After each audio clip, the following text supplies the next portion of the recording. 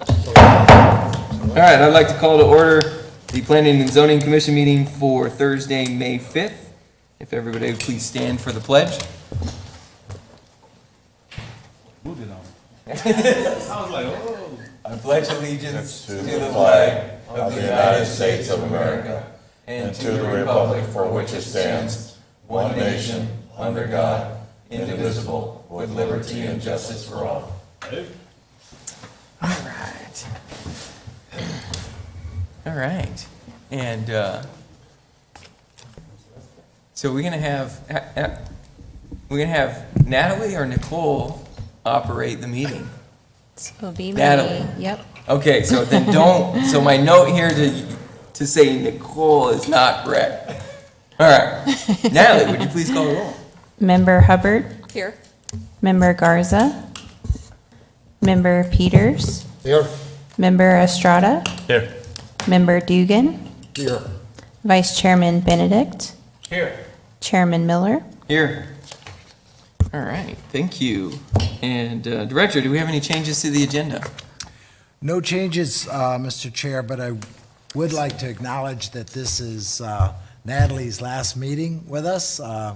Natalie has been promoted within our organization to an engineering tech, and so Nicole Nordstrand is her replacement. So this is Nicole's first meeting with us, but not her first planning commission, not her first rodeo.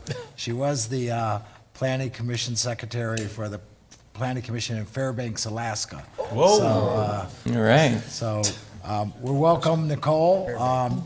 She's been on the job for 2 weeks, but I'm sure she's going to do a great job. Hard to fill Natalie's shoes, but I think Nicole was going to do a good job for us. There you go. You wanna move Well, awesome. on? Well, excited that I didn't skip out, Mr. Benedict, for Natalie's last meeting is. And Nicole, welcome. Excited to have you here. So with that, approval of the minutes. Everybody get a chance to review the minutes from last meeting? Mr. President, I move that we accept the minutes from the last meeting. Second. All right, so during discussion, since we have a motion and a second, I know it's easy for us to breeze over, but we do have one correction, so we might need to amend the motion. We just need to amend the date on the minutes. It currently was listed as March 3rd, and it should have been April 7th of 2022. So would you guys like to amend your motion? Yeah. Yes? Yes. Would we amend the second? Second. Second. Any other discussion? All in favor, say aye. Aye. All opposed? All right. I was going to. Just saying. He jumped on it so fast. He didn't let me finish my sentence. All right, so next up, we've got here our consent agenda. So, newer to the Planning Commission, so if you guys are not aware, we now have a consent agenda. So if you're looking at an agenda that you picked up from the back of the room, any item that is on the consent agenda can be removed by any member of the public, staff, and/or member of the commission. And so, at this time, then, I would open it up to see if anybody would like to remove anything from the consent agenda.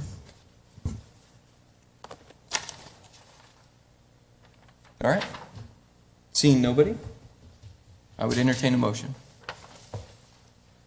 I'll move to pass the consent agenda. I'll second it. I have a motion and a second. All in favor, say aye. Aye. All opposed? All right. Motion carries. Moving on to new business. So, now as we jump into new business,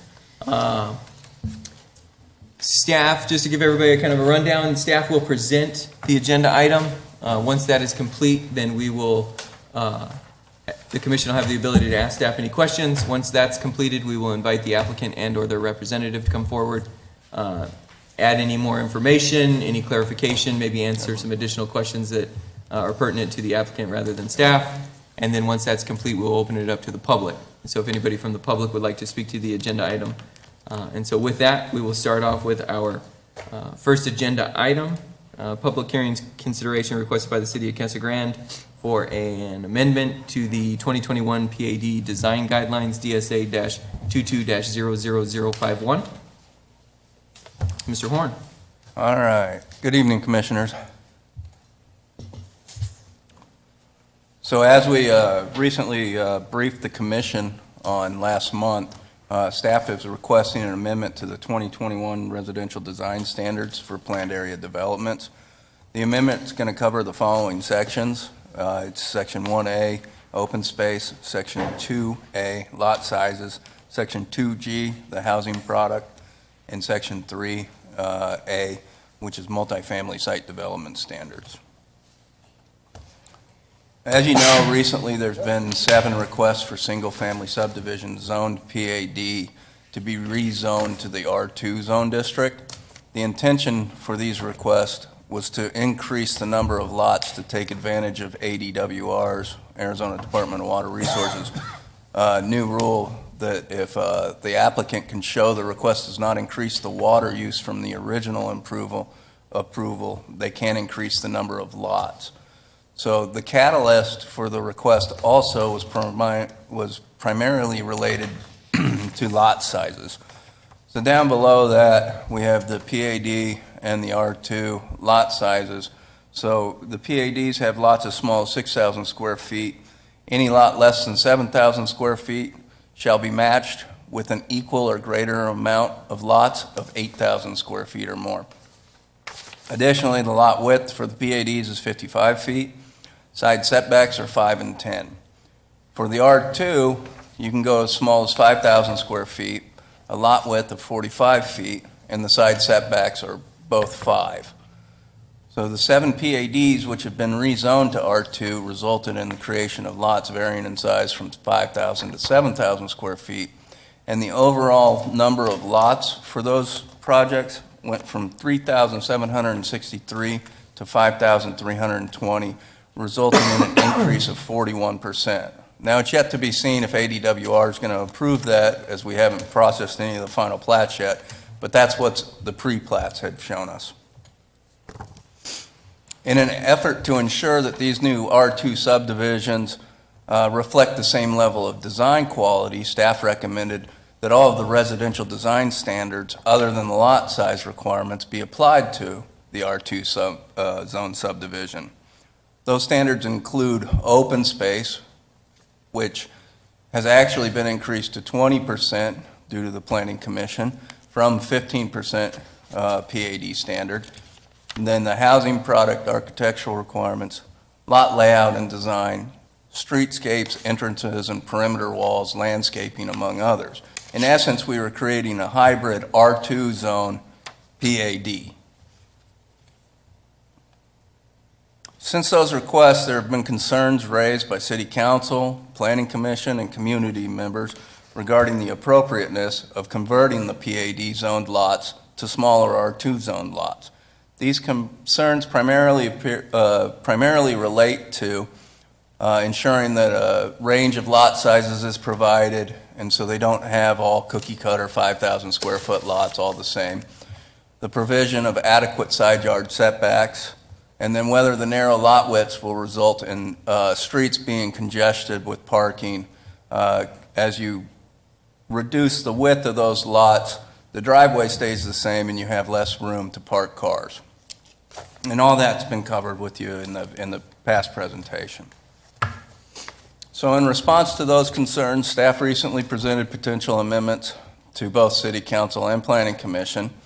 The following is an overview of all changes made to the residential design standards. And it's going to include lot size, lot width, open space, the housing product review process, and a quick clarification on the multifamily rear yard buffer setback. So the first one is the lot size. So we've amended no lot shall be less than 5,500 square feet. And then the second one is a minimum of 25% of the lots in each final plat shall be at least 6,500 square feet. And that one's a relatively critical one because we're now tying that standard with a final plat. What we've had in the past in a lot of these neighborhoods is they did preliminary plats and it met all the 25% or it met all the lot varying sizes, but then those never final platted. Those were then since sold to other groups. Those other groups came in and asked for higher density.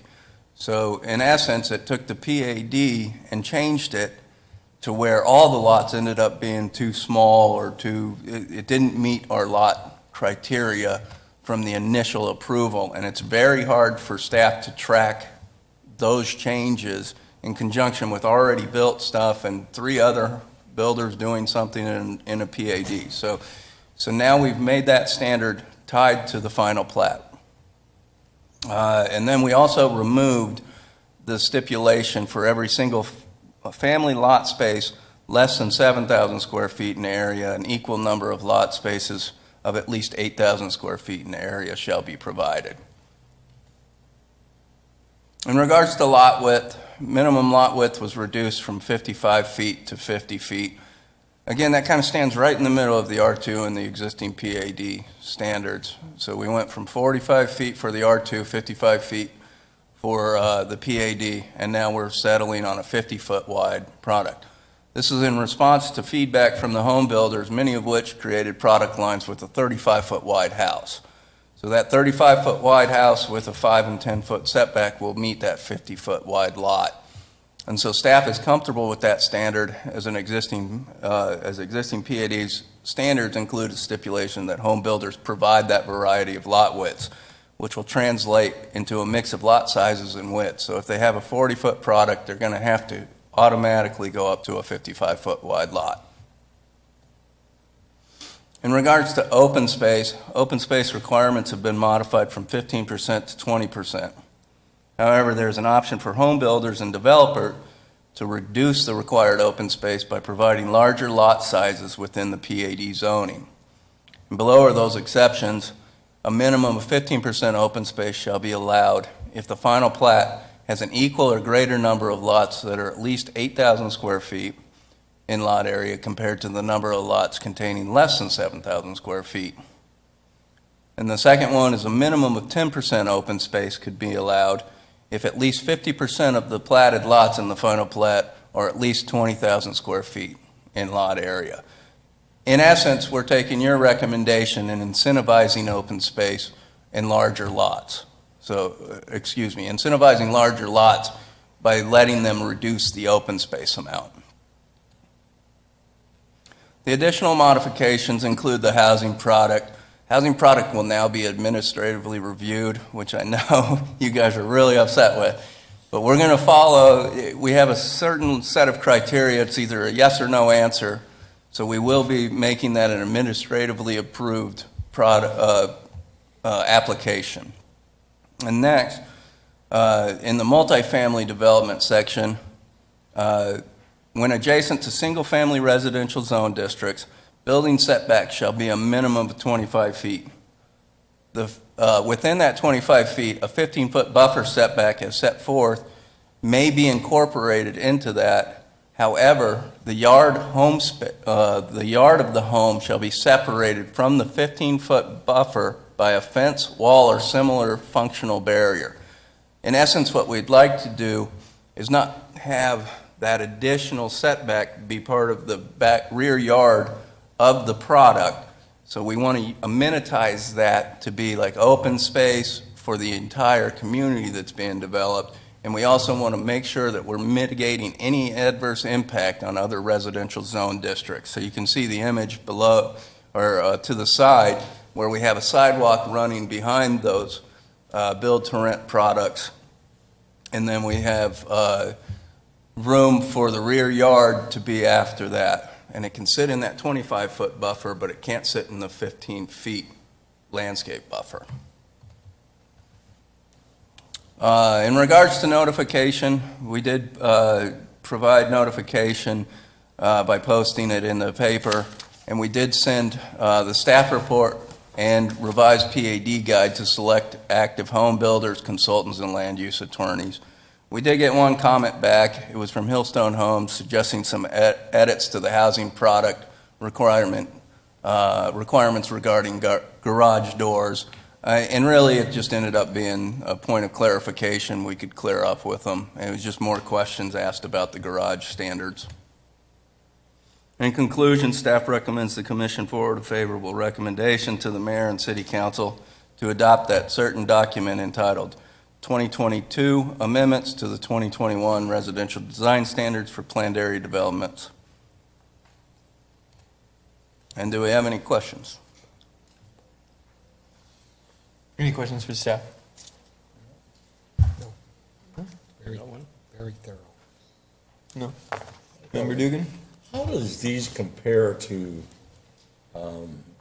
Chandler, Gilbert, Mesa? I know you live in Chandler. Are they allowing for all this? Are we pretty close to them? Are we smaller, or because, you know, they gotta pay $300,000 an acre for their land, if not more. So are they building their houses on smaller lots and so forth? Because our land here doesn't cost as much. I don't know if we've done a complete analysis of all their exact standards and how properties are being developed up in that area. I do know that a lot of their development's gotten some smaller lots. There's a range of developments that are occurring up there. I think the bigger factor when we're amending our PAD standards is that we don't have the availability of water anymore. So to be able to take advantage of the ADWR cause stipulation is part of our driving factor, where that's not going to be the case up in the valley. So I don't know what their exact PAD residential design standards are. Okay, thanks. Any other questions for staff?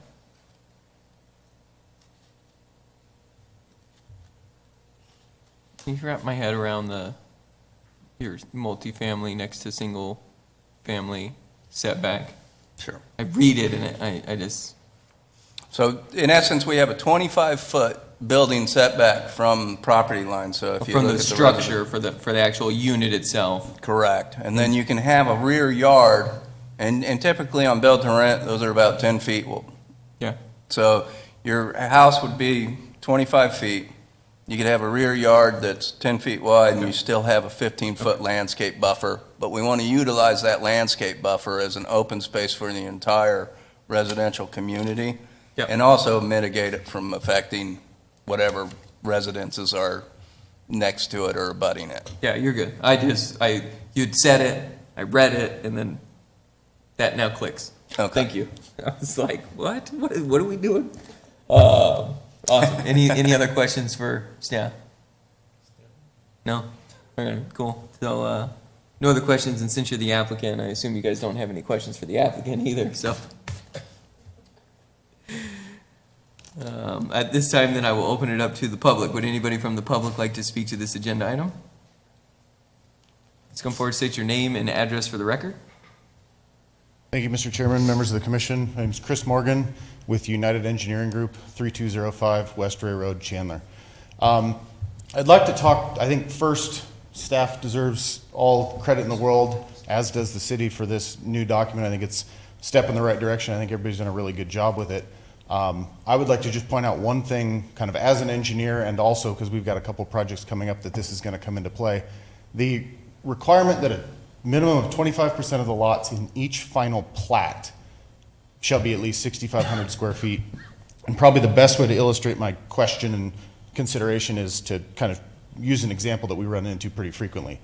If I'm designing a subdivision and I've got two different product types, two different lot sizes, if I've got 5,500 square foot lots and 6,500 square foot lots, many times we may end up with two different builders there. So we'll have two separate planning areas completely separated.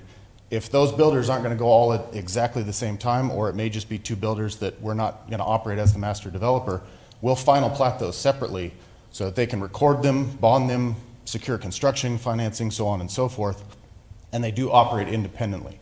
So we'd like for the commission to consider perhaps changing that to be within each PUD, or some other language that isn't so stringent that each final plat comes forward. I understand the concern that you get one phase of the project builds, and then another phase may sit, and then somebody comes back later to try and revisit that.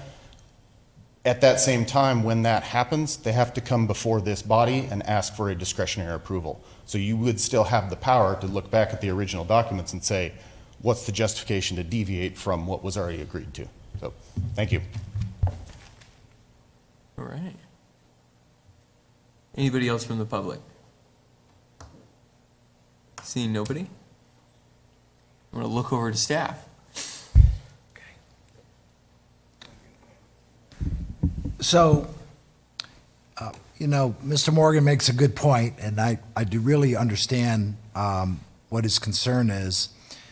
From a staff perspective, in the past, we've kind of applied these lotting standards at a preliminary plat level, like entire project level, right?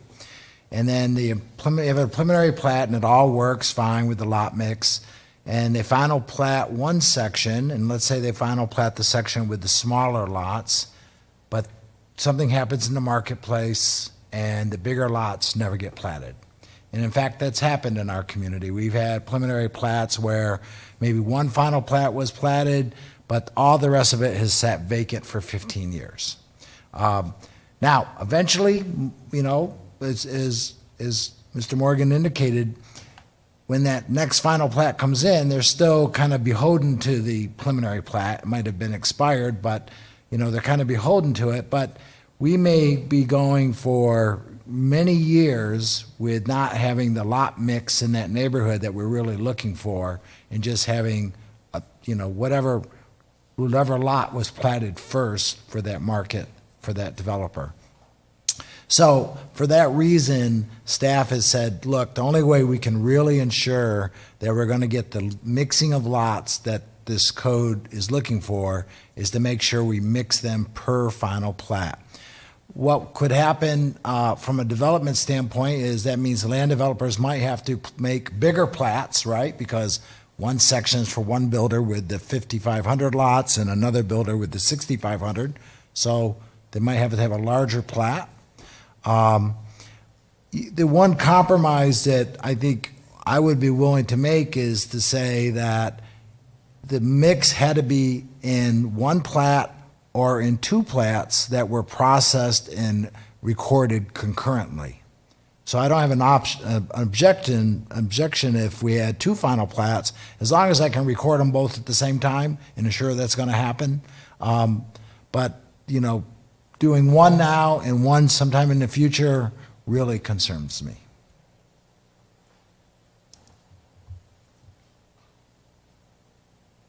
Questions, comments? A lot of thinking going on.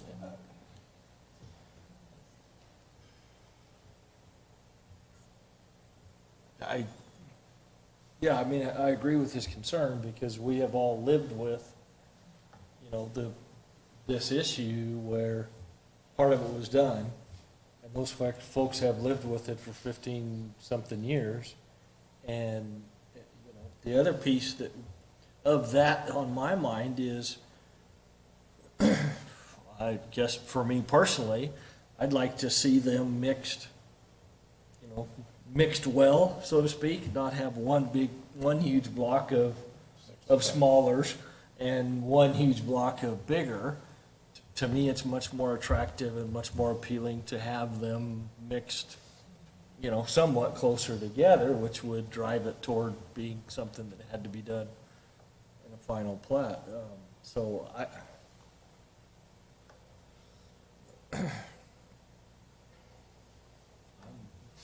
I'm leaning toward leaving it as it is, for sure.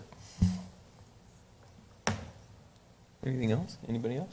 No, myself, I tend to agree. I mean, we've already gone through this once before, where we have one section all built out, and later on another developer comes in and they want smaller houses. Then we got the whole community riled up. I think we leave the wording as is.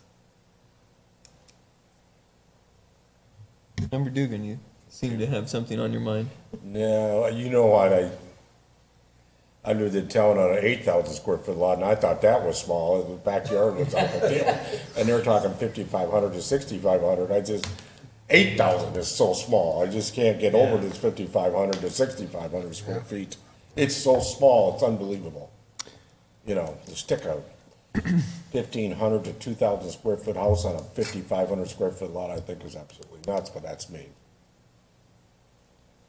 Yeah, I think, But that's, you gotta make the houses affordable so people can buy them. And that's the purpose of it.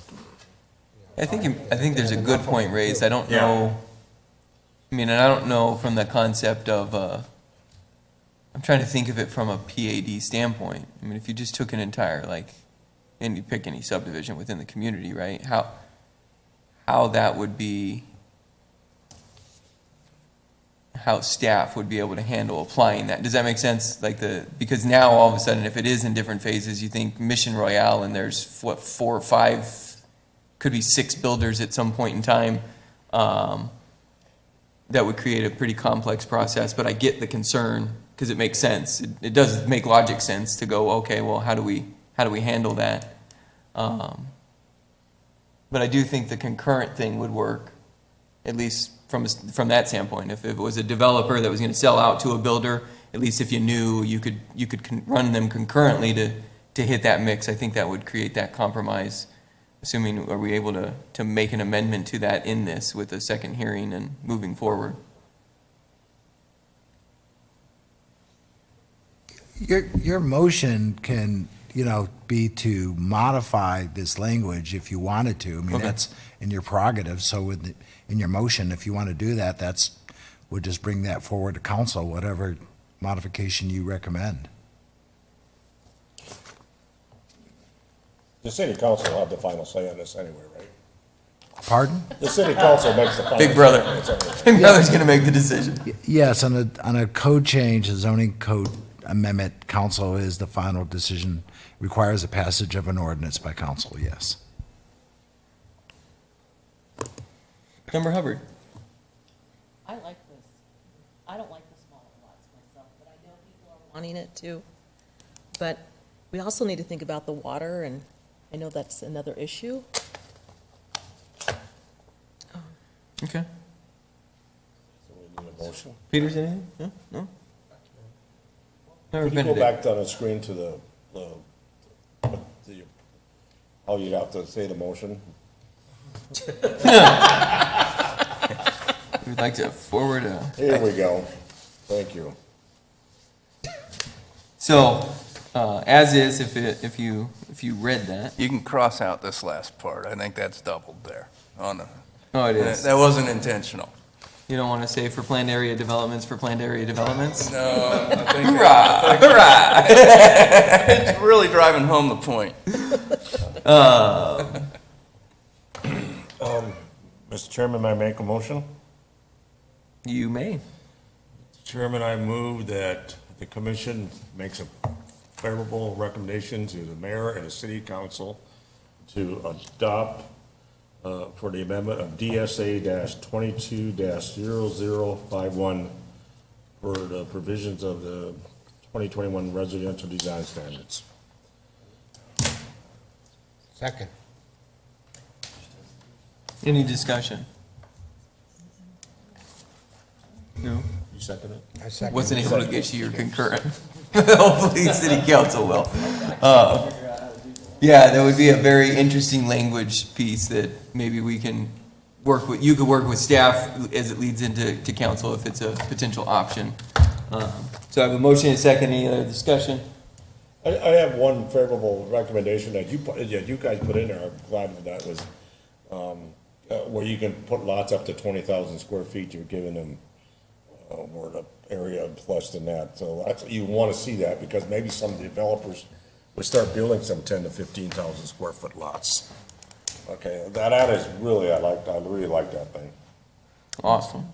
Well, Natalie, would you please call the roll? Member Hubbard, Yes.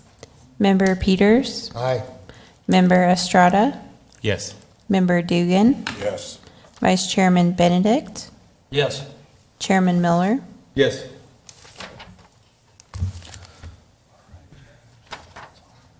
All right. Next up, public hearing to forward a recommendation of approval to city council requested by the city of Casa Grande DSA-22-00073 for a minor amendment to the Casa Grande 2030 general plan.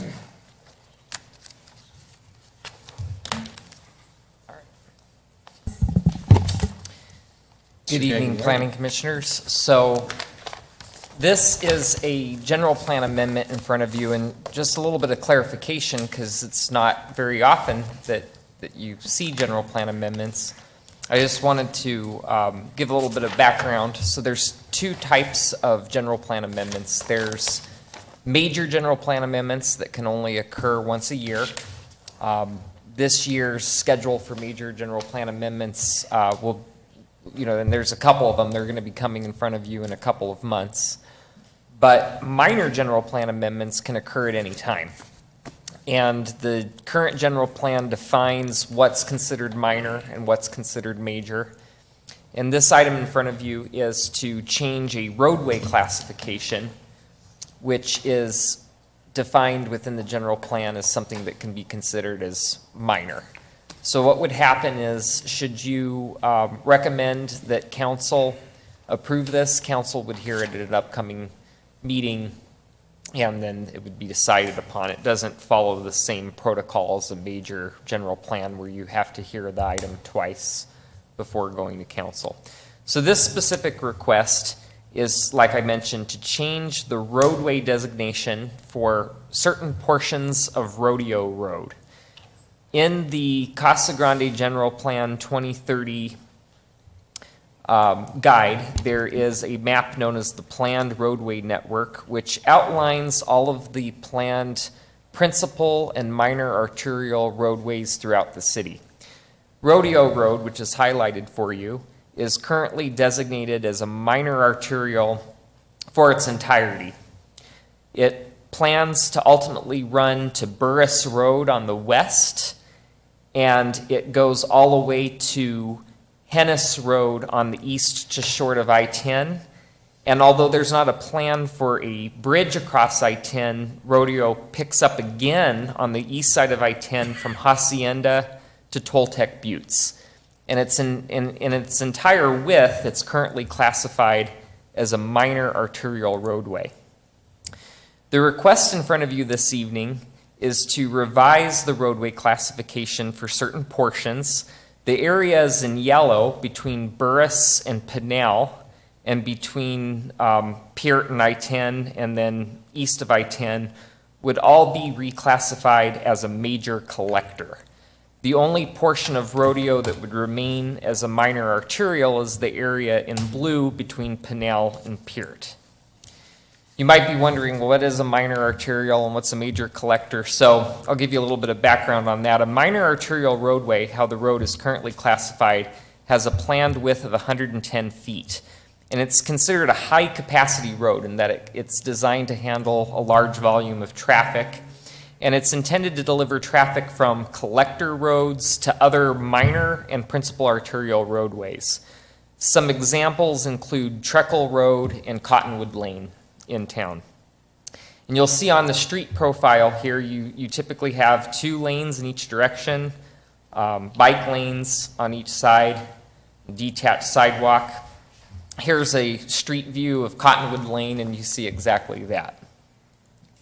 A major collector roadway, on the other hand, is a medium capacity roadway. And it's really intended to deliver traffic from local roads to arterial roads. And its planned width is 80 feet. Oftentimes, it follows the street profile you see here to the right, where you have 1 lane in each direction, and a center lane, which could either be a turn lane or a median. But there's also an alternative profile where the median doesn't exist, and in place of that, you have 2 lanes of traffic in each direction. Some examples of this are McMurray and Pueblo Drive. And here's an example of Pueblo Drive as a major collector, 80 feet wide, 1 lane in each direction. And you use that center lane either as a turn lane or as a painted median. What was driving this request is that the city looked at an opportunity to analyze some of the roadways in town, because should rodeo continue to be considered minor arterial in its entire length, it has some development costs to it. What it would result in is developers, when they go to propose a project next to that portion of rodeo, they'd be obligated to dedicating 55 feet of half street, and they'd have to improve it to those minor arterial standards. And that comes at a high development cost, as opposed to a major collector, where it would only be a 40-foot dedication, and that much incrementally smaller development cost. It also leads to a lower maintenance cost for the city, because once the road's been improved and it's dedicated to us for maintenance, having a narrower roadway would come at a lesser cost. But we really should only consider doing that if the anticipated traffic volumes would be supported by that change. So, City Engineering Public Works had consulted with Wilson and Company to do an analysis for what we were looking at. And Wilson and Company had advised that our major collector roadways are designed to handle 15,000 vehicles per day. And it did an evaluation of the estimated traffic on the sections of rodeo that we're proposing to change. And they anticipated that by 2050, the daily volume of rodeo on those portions would be 5,300 vehicles per day west of Pinal and 8,700 vehicles per day east of Peart. So in both of those instances, it's well below 15,000 vehicles, which a major collector is designed for. So therefore, Wilson and Company had advised that it would be appropriate to change the classification to major collector. I mentioned some of the benefits already, but some other things to consider aside from the fact that it's lower private sector costs and less maintenance costs is that it would also result in less stormwater runoff, because there's going to be that less of an area that is improved. It's going to reduce the urban heat island effect. And another benefit to consider is it also would lead to less restrictive access standards, because on arterial roads, there's greater distances that driveways have to be between each other and from intersections. And on major collectors, it's not as restrictive. And so it's a little bit more accommodating for development in areas where it's appropriate, and it's not as big of a concern to have driveways somewhat closer to one another. Regarding the notification process, we did notify owners of property to the north and south of those portions of rodeo that are proposing to change, and we received no comments. Staff does recommend that Planning Commission forward to City Council a recommendation to approve this minor general plan amendment, and I'd be happy to answer any questions. I like your traffic video. Any questions for staff? No. No? Can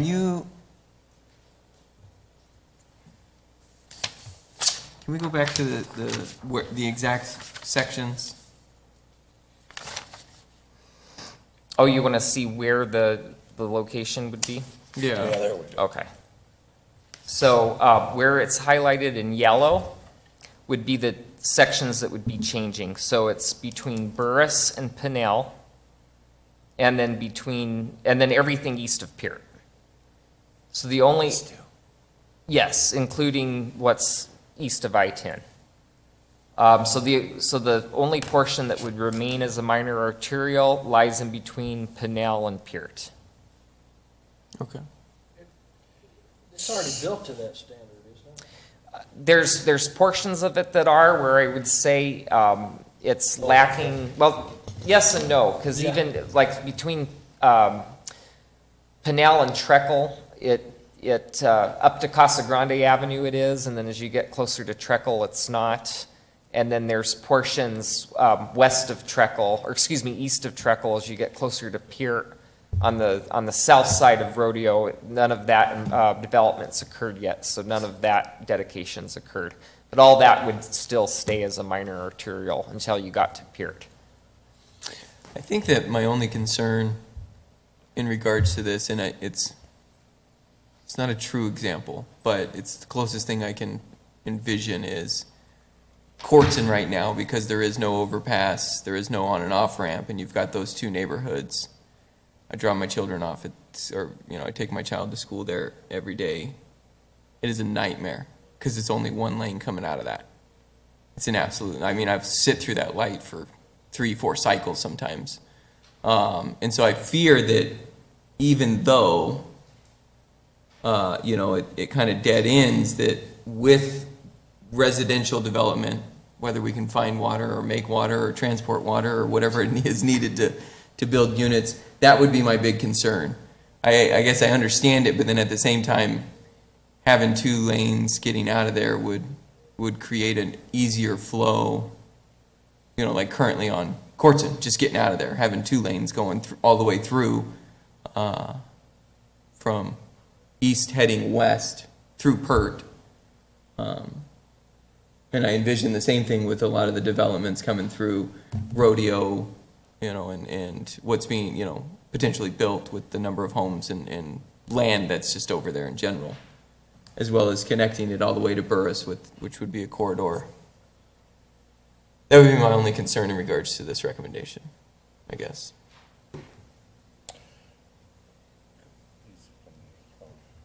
Yeah, you. So, Please. Mr. Chair, as I thought about this, and, I kind of shared those concerns in my analysis. Mm-hmm. What really swayed me, though, is just thinking about McMurray and how well McMurray functions as a collector and how much traffic it carries, right? Flows really well.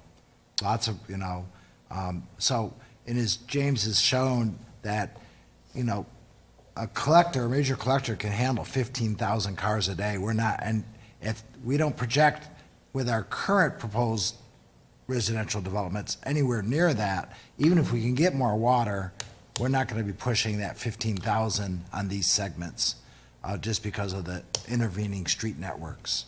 So, Yeah, no, I get that. I don't know if there's been a count, maybe. Yeah.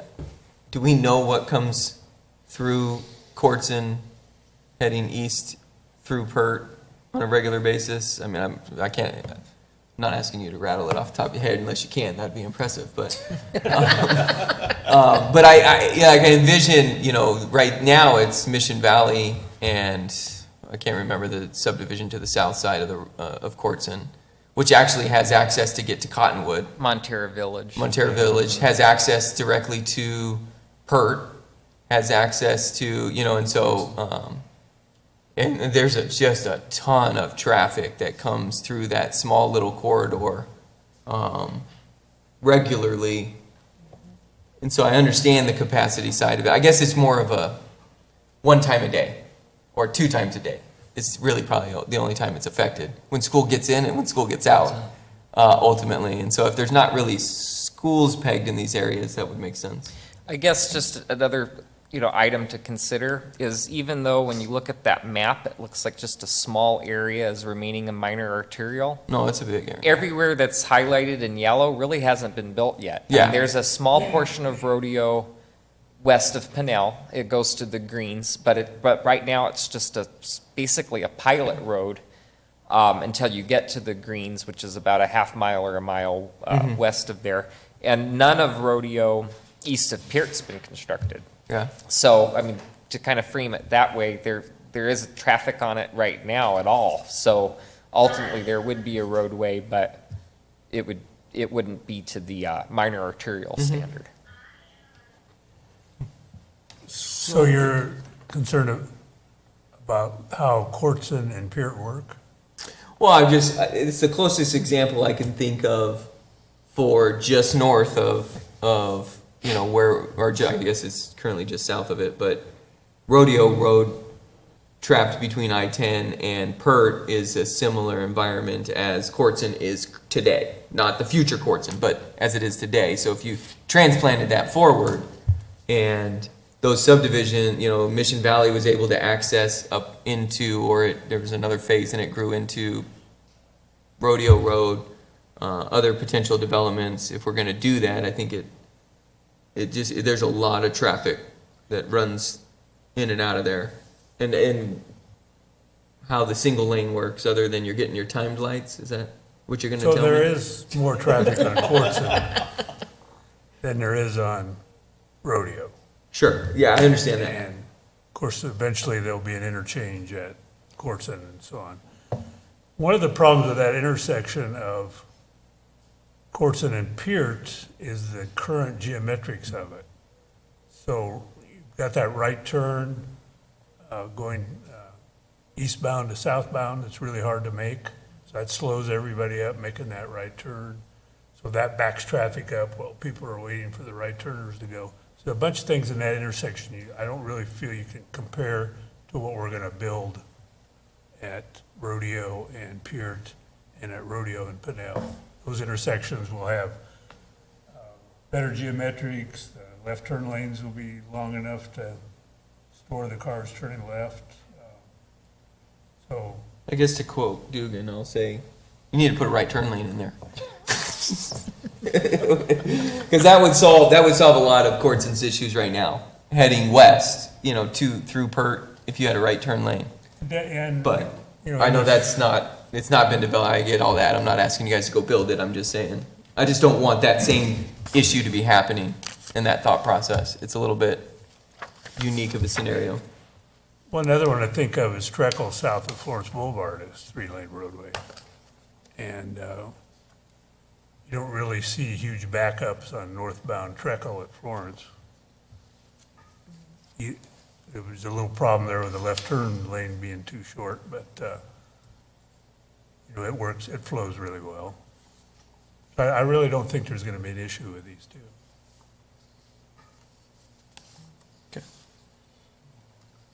You aren't gonna widen between Pert Road and Treckle Road at all. That's still gonna stay 2-lane according to this. Only the yellow part's gonna be the 110 feet wide? That's gonna be the smaller part. The skinnier part is yellow. The blue circle is the wider part, Oh, it's a wider part. that's the bigger road. Which is currently with some development and, yeah, I mean, that makes sense, that section. But between Pert and Treckle, you got a roadway for those houses, so you're gonna have to buy a lot of land to widen that to 5-lane, correct? Because you don't have that access to that property. Because you got a roadway runs to those houses, you got a separate roadway for them, and then you got a 2-lane road. Well, So, the only way you can go is further to the south to widening that road, correct? Yep. So the city's gonna buy that land then, correct? on Rodeo Road,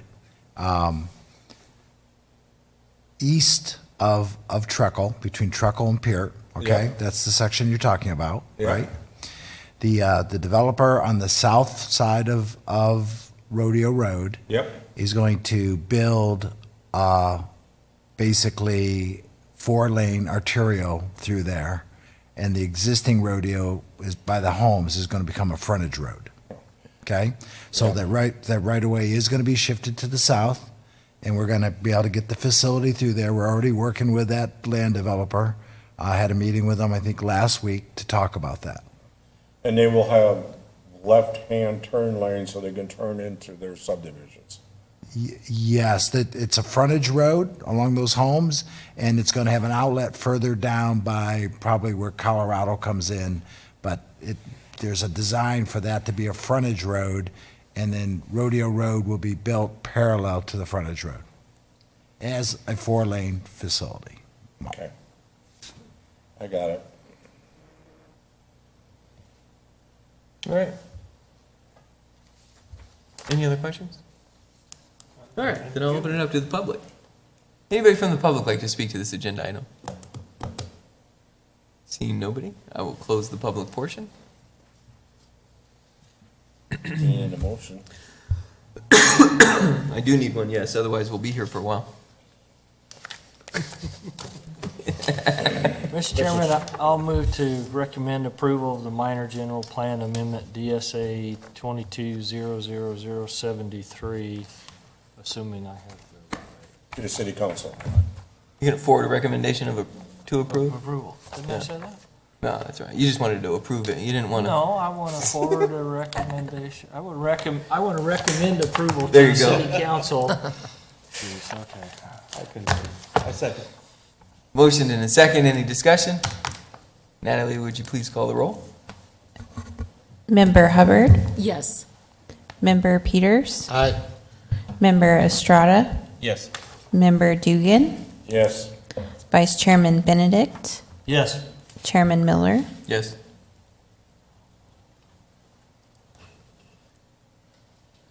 Good conversation. That was easy. That was the easy one. All right. Now, let's hold a public hearing and consider requests by EPS Group for the following land use approvals for land generally bound by Rodeo Road to the south, future Arizola Road to the east, and Pert Road to the west. DSA 21-00231 for a preliminary plat for Mission Ranch 2, and DSA-22-00030. Consider forwarding a recommendation of approval to the City Council for a subdivision variance. All right, so speaking of Rodeo Road, this is a development that would rely upon Rodeo Road. As you introduced this case, there's two applications under consideration this evening pertaining to Mission Ranch 2. Where that's specifically located is just on the north side of Rodeo Road, east of Peart, and it's in an area that is south of the area known as Mission Ranch, and Arizola Road would be its eastern boundary. A couple months ago, you approved Mission Ranch 2 to go from PAD to R2, and tonight they are proposing their preliminary plat, which is the next step of development. They're proposing 198 single-family lots upon 46 acres. The original pre-plat that was prepared when this was a PAD zone allowed for 157 lots. At the time that we were considering the zone change from PAD to R2, they were anticipating 204 lots. But like I say, in front of you this evening is a 198 lot subdivision. The existing zoning, the R2, is subject to a number of conditions of record. Essentially, what these conditions of record do is it ensures that it develops as a single-family neighborhood, and it also puts some stipulations regarding the requirement for 20% open space. As Joe talked about in his presentation before mine, as we were taking a lot of these properties from PAD to R2, we ended up with a number of conditions that kind of made it a hybrid between an R2 and a PAD, and that's essentially what these conditions are. So as we started to review the criteria for preliminary plats, we found that Mission Ranch 2 complies with all of these particular aspects. I'm going to just walk through each of these criteria with you quickly. The first one we look at is the conformance with the zoning. So as I mentioned, this is zoned R2, which allows for lot sizes to be as small as 5,000 square feet and lot widths to be as narrow as 45 feet. This preliminary plat offers lots between 5,175 square feet and 6,000 square feet. There's two lot size groupings. There's a 45-foot wide lot size and a 50-foot wide lot size. And as part of that conformance with the zoning, we look at how it complies to those PAD design guidelines that were conditioned on the R2. So one of the requirements is that they were to provide 20% open space, and they're actually providing 21%. And we also reviewed it to ensure that it's providing adequacy with regard to design for the streetscapes, front yard landscaping would be really kind of handled at more at the housing product level. The other thing that is looked at is drainage. So there was a preliminary drainage report provided and reviewed by our engineering staff, and it was found to be acceptable. As you can see on the rendering of Mission Ranch 2, there's a couple of large retention basins planned, and so those were reviewed as part of that preliminary drainage report designed to capture developed flows. And then the other thing that we looked at was utility access. So both water and sewer will run within Rodeo Road to Peart. And as part of this plat, Rodeo Road right-of-way is being included, the north half of it. And so that will make it very easy for these utilities to run to Peart because they can run within that Rodeo Road right-of-way. The next criteria we look at is access to Pueblo Road, or access to public roads. So there's one access planned onto Rodeo from the Mission Ranch 2 neighborhood. However, if you look, there's several other potential access points, particularly in the future. So to the north of the site exists Mission Ranch Phase 2. Mission Ranch Phase 2 lies east of the developing part of Mission Ranch where LGI Homes is constructing. Although Mission Ranch Phase 2 is undeveloped, it's platted. However, on an item coming up this evening, they're going to be talking about a replat of that neighborhood.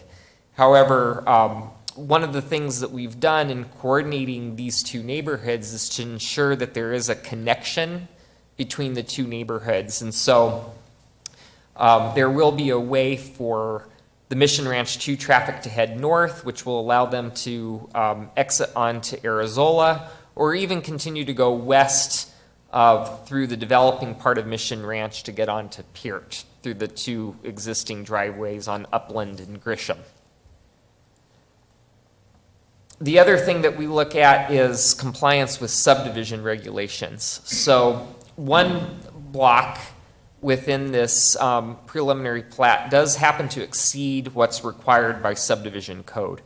The code requires that the maximum block length allowed is 540 feet, and there's one street within that area that exceeds that. It's at 677 feet, and so therefore they're needing to request a subdivision variance. In the code, it allows basically the maximum block length to be 12 times the minimum lot width. Since the minimum lot width here is 45 feet, that would mean that 540 feet would be your longest block allowed without requesting a variance. The code does allow an applicant to request a variance. They have to meet certain justification criteria. Planning Commission plays a role in this process by making a recommendation to council.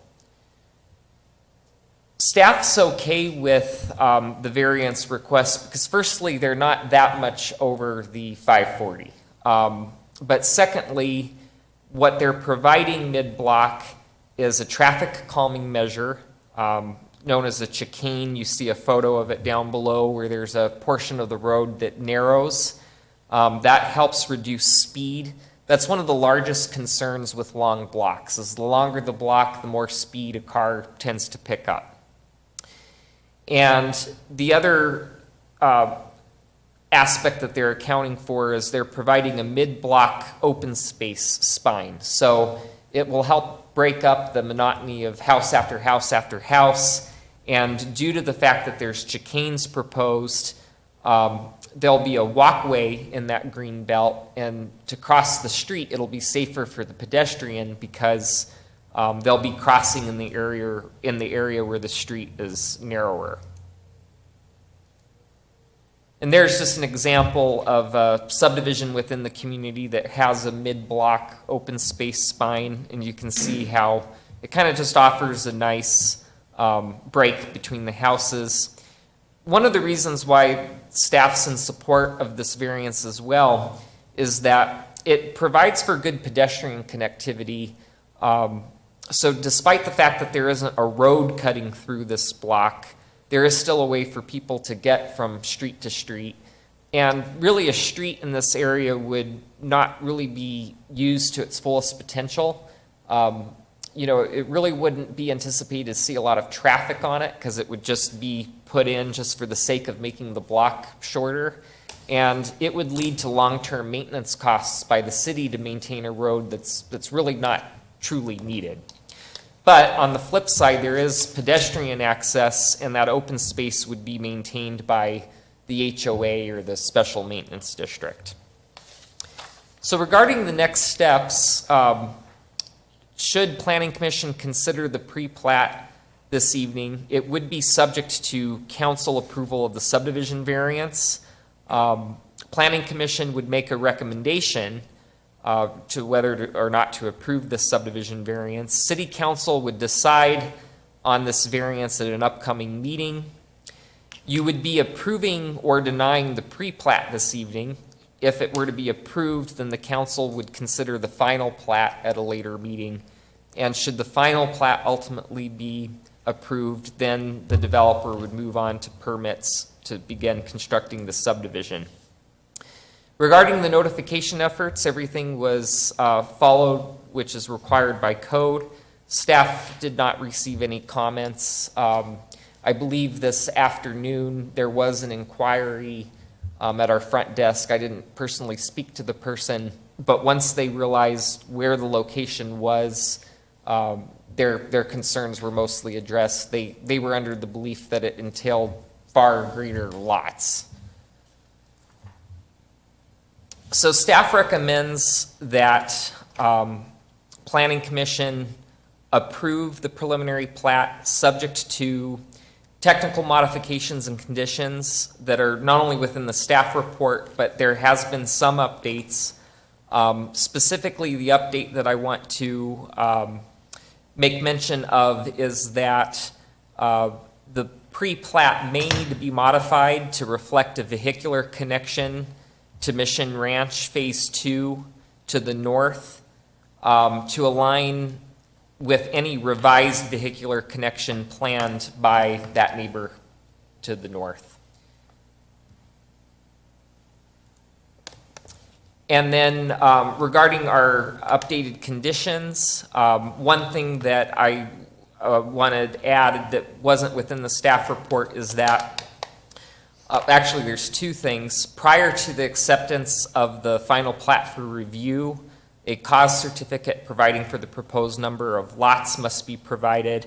And then also, they have the ability to either form an HOA or a special maintenance district, but establishment of that entity must occur prior to the recording of the final plat. And staff does recommend that Planning and Zoning Commission forward to City Council a recommendation to approve the subdivision variance for the block length. And I'd be happy to answer any questions. Questions for staff? Go back to the map of the plan, the whole plan. Okay. So when you come into Mission Ranch 2, Arizona Road is not there anymore, correct? It's just desert over there, right? Correct. So, looking at this plan, there's only basically one way to get in this thing, one way to get out, unless you go all the way to the north and come out. You gotta go all the way around. I would imagine the fire department would have a mess getting in there. Because that one off to the right, that road ain't there, so that's not an exit. So the only exit you got is the three on, or actually only two, plus the one on Pert Road. I tell you what, if I was in that subdivision, I sure in the hell wouldn't want to live there just because of the access. We do have a condition regarding the emergency access. If you notice to the north, it does align with an existing platted right-of-way, and that might shift a bit, but ultimately, that connection will exist for additional ingress and egress for fire trucks. But in the interim, prior to the actual improvement of these streets to the north, The applicant will have to provide an emergency access route. Now, there's a certain number of home sites that could be allowed prior to the need for that route, but the fire department would determine that at the time of the final plat review. But basically what they would have to do is, there's a couple of different options. They don't have to follow a platted right-of-way. They could work with the neighbor to do an emergency route in a different path. But basically, they would have to get over the arroyo between the developed part of Mission Ranch and the undeveloped part. But they could utilize platted roadway for that. But ultimately, when everything gets approved, there's going to be 3 ways to get to the property from Peart. 2 of them would require going through the neighborhood to the north. And then Arizola will ultimately be extended to the north, basically all the way to McCartney. So that'll provide an extra north-south option in addition to Peart. Still doesn't solve the problem. No.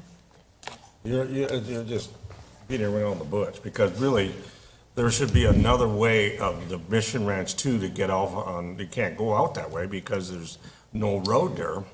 If you had a fire in that thing, So, it's a long way getting in that thing. so first off, Mission Ranch 2 is going to construct Rodeo Road out to Peart, okay? So Rodeo Road's Yeah, gonna you be got built, Rodeo. right? That's not a way in, that's just the intersection. Pardon? It's, they're If you gonna look at build, Rodeo Road and deal, so you only got one way in from Rodeo Road. that's true, so the Rodeo Road will be constructed. To the, excuse me, to the north, they will be required to build another entrance to the north connecting into Mission Ranch Phase 2. Later tonight, you're going to see Mission Ranch Phase 2, which is about to be developed probably at the same time as Mission Ranch 2. Both of these developments are likely going to occur at the same time. So there will be a street network to the north that they will be able to connect into that will take them back over to Peart through Mission Ranch as well. So there's connection between the 2 street networks. There won't be just one way in and out of Mission Ranch 2. There will be 2, one to the north and one via Rodeo Road.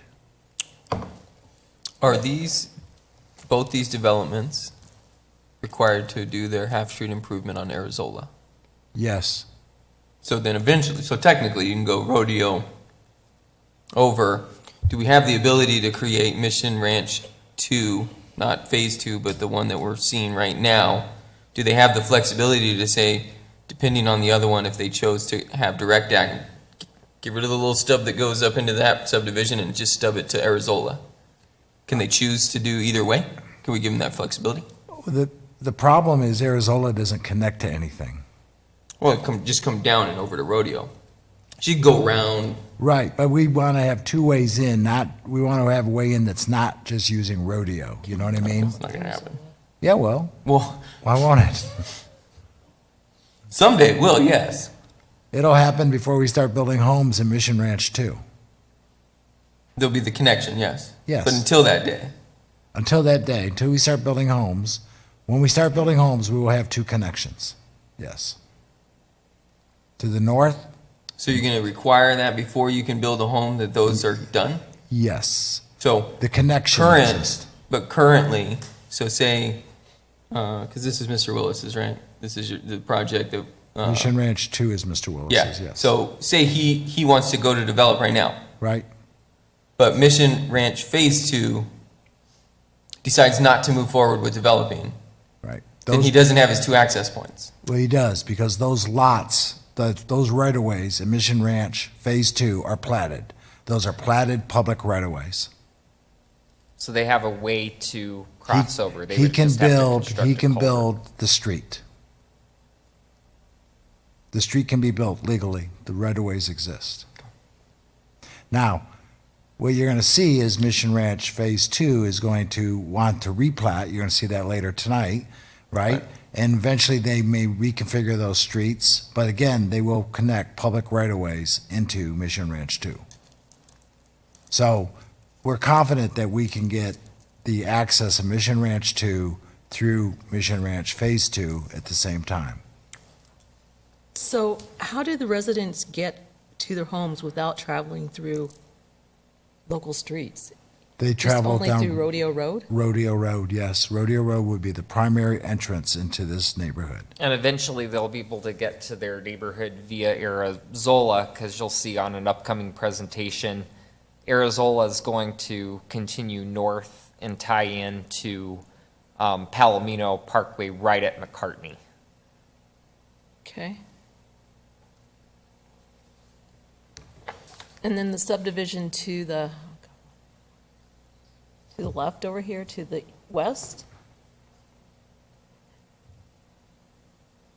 That one's being built. That one's being built. Yeah, that one's full of homes right now. No, but this little land between Rodeo Road and Upland, this vacant land? Yeah, is that a commercial Is that- piece, isn't it? Yeah, That's that property is the remnant of the Mission Ranch 2 PAD, and it's currently entitled for commercial and office. So it's going to have its primary access onto Rodeo. There's also an option for them to provide access onto Upland to the north.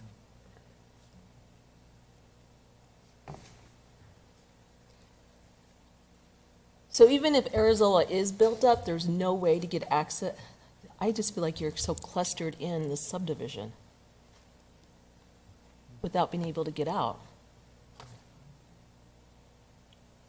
Yeah, I guess what's more important, getting to Arizola or getting into the other subdivision, phase 2?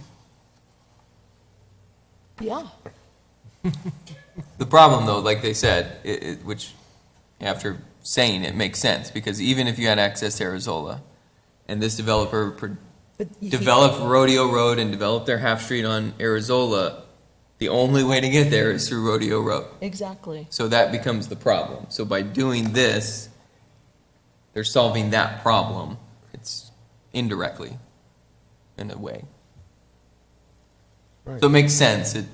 But it seems, It seems backwards. but it does work.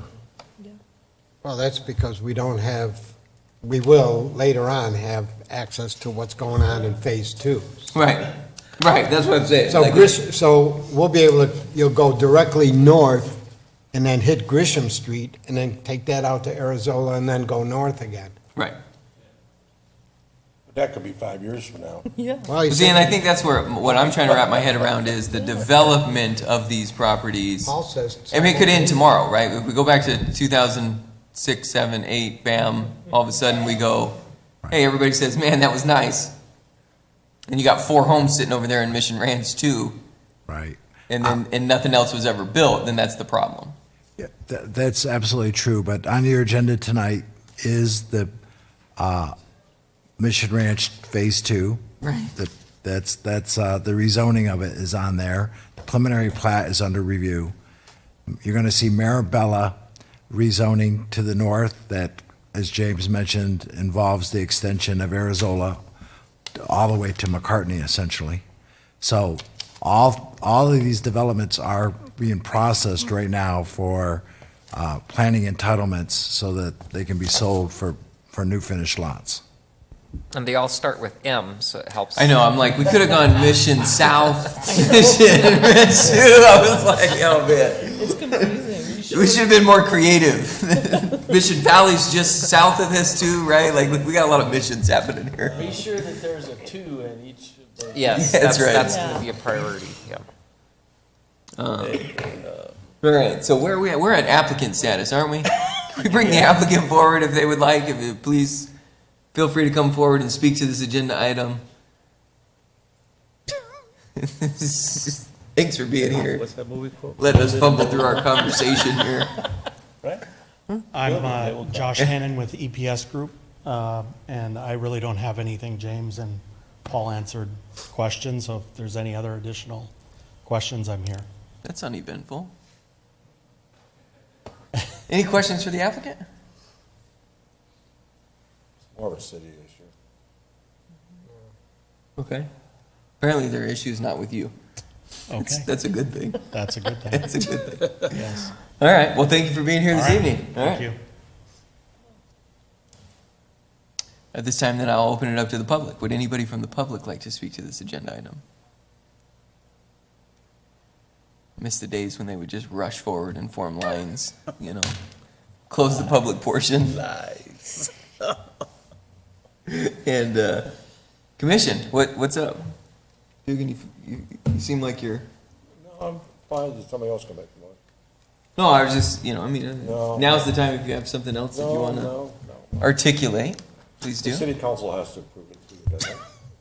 So we need to do these one at a time? Yeah, please do one at a time. That would be, I'll move to approve Mission Ranch preliminary plat ESA 22002331. Subject to the conditions and technical modifications as presented. Second. I have a motion and a second. Well done. Any discussion? You can fix it. No, that was a good one. That was a good one.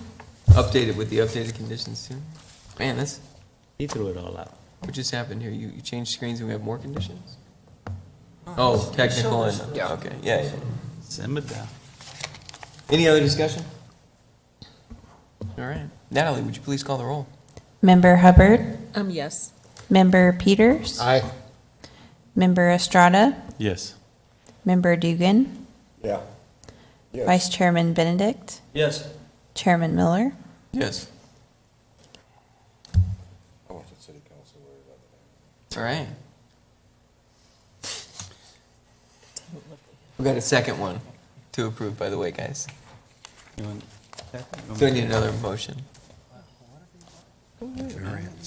So I'll move, yeah, he'll fix me.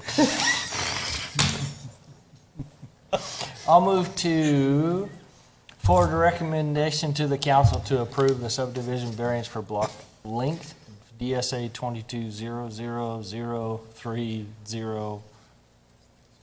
within Mission Ranch 2. Second. Motion and second, any discussion? Great motion. 2 in a row. Natalie, would you please call the roll? Member Hubbard, Yes. Member Peters, Aye. Member Estrada, Yes. Member Dugan, Yep. Yes. Vice Chairman Benedict, Yes. Chairman Miller. Yes. All right. Sure I got the right one in front of me here. All right, so. Next up, we have public hearing and consideration requested by EPS Group for the following land use approvals for land generally bound by Val Vista Boulevard, quarter mile to the north, and Trekkel Road to the west.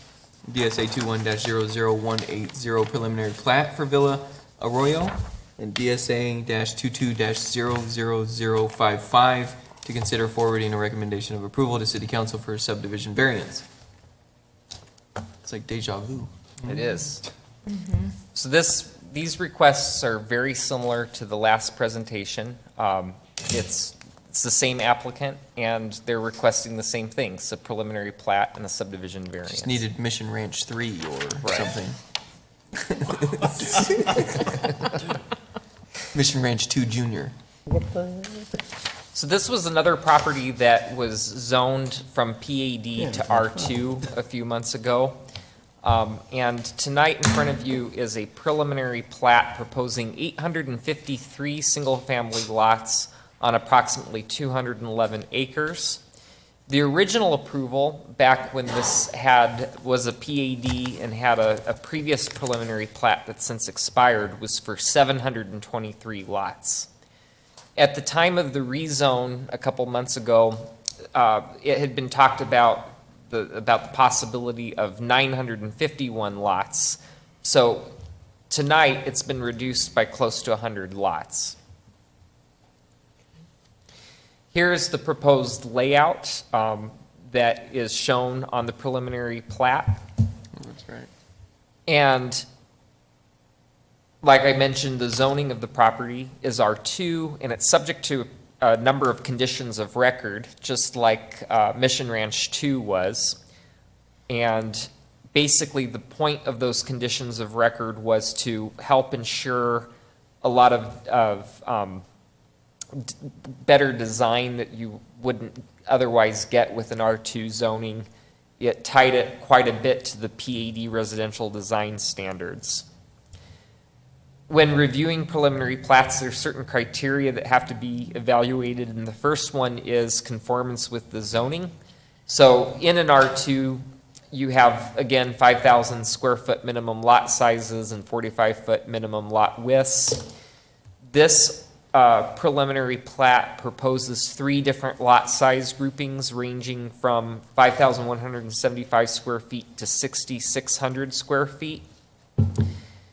One of the conditions of record was that it was to provide 20% open space, and this plan is actually providing 26% open space. Once they go to develop, assuming this ultimately gets approved, we would look at matters such as front yard landscaping and housing product, ultimately administratively.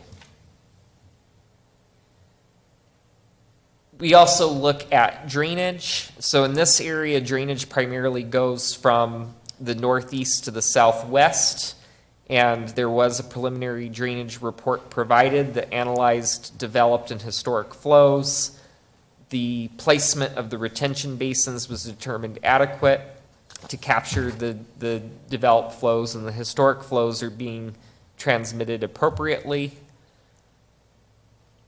With regard to utility access, it gets a little bit more attention has to be paid to that. Primarily, the challenge with this development is that it's currently abutting Treckle Road, which is not a currently existed platted right-of-way. Of course, when they go to develop Via Arroyo, that area of Treckle abutting their development will be platted, but there would still be the task of ensuring right-of-way north of the site to Val Vista and ultimately south of the site to McCartney. Now, the reason why I'm talking about right-of-way with regard to utility access is that's what's generally needed to convey utilities, water particularly. So there's a couple of different conditions associated with that to ensure adequate utility access. So firstly, water is shown to run north in Treckle Road to Val Vista, and sewer is planned to run south to McCartney. And so in order to ensure that that can happen, right-of-way dedication for Treckle Road, Half Street is to be established prior to or concurrent with City Council approval of any final plat associated with Via Arroyo. And then a dedicated sewer easement or right-of-way from Via Arroyo south to the existing sewer line at McCartney will be required prior to the recordation of any final plat for this subdivision. Now, with regard to access to public roads, they are providing 2 access points onto Treckle, and as I mentioned, there would be Half Street dedication abutting the site. There's also a 3rd access point to the east. There's a collector road that's going to extend from Treckle to the east. It would cut through a future multifamily area. And then otherwise, from once you get to Treckle Road, your options are ultimately to go either north or south. And so, again, because the scope of this project doesn't go all the way to Val Vista to the north or McCartney to the south, there's a number of conditions to ensure that there's adequate access. So, firstly, this pre-plat has been split into 2 phases. And the conditions of record are such that Treckle Half Street improvements in both directions are necessary, including vehicular lanes, sidewalks, and street lamps. However, improvements north to Val Vista shall be completed or financially secured prior to building final inspection or C of O for Phase 1. Improvements south to McCartney shall be completed or financially secured prior to building final inspection or C of O for Phase 2. And ultimately, we would want to see roadway improvements to include adequate vehicular travel lanes and sidewalk. Now, there's also the need for a temporary fire access road. And the specific location of that has not been ironed out just yet. But basically, the intent of that is to provide another point of ingress and egress other than Treckle over to Val Vista. And so one of the conditions also is that's required prior to the recordation of Phase 1 in order to provide access to Val Vista other than Treckle Road.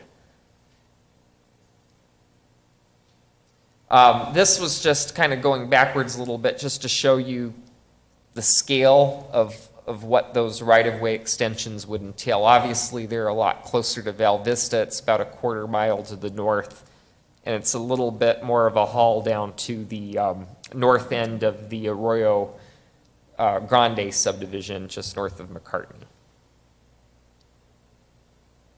The next criteria that we look at with the review of pre-plats is the compliance with subdivision regulations. So just like with the last presentation, there is one block within this planned preliminary plat that exceeds the block length that's required by the subdivision code. They're asking for a 1,028-foot long street where 540 is the minimum or the maximum block length typically allowed. It is this street shown on the screen here. Just like with the last one, they are proposing to break up that block length by providing an open space area as well as chicanes yet again. And again, even though that's a very long block length, there really wouldn't be a purpose to provide a street cutting through this area because as you see immediately to the east and west, there's streets. And this is towards the northern end of the subdivision. So the fact that they are providing pedestrian connection is adequate.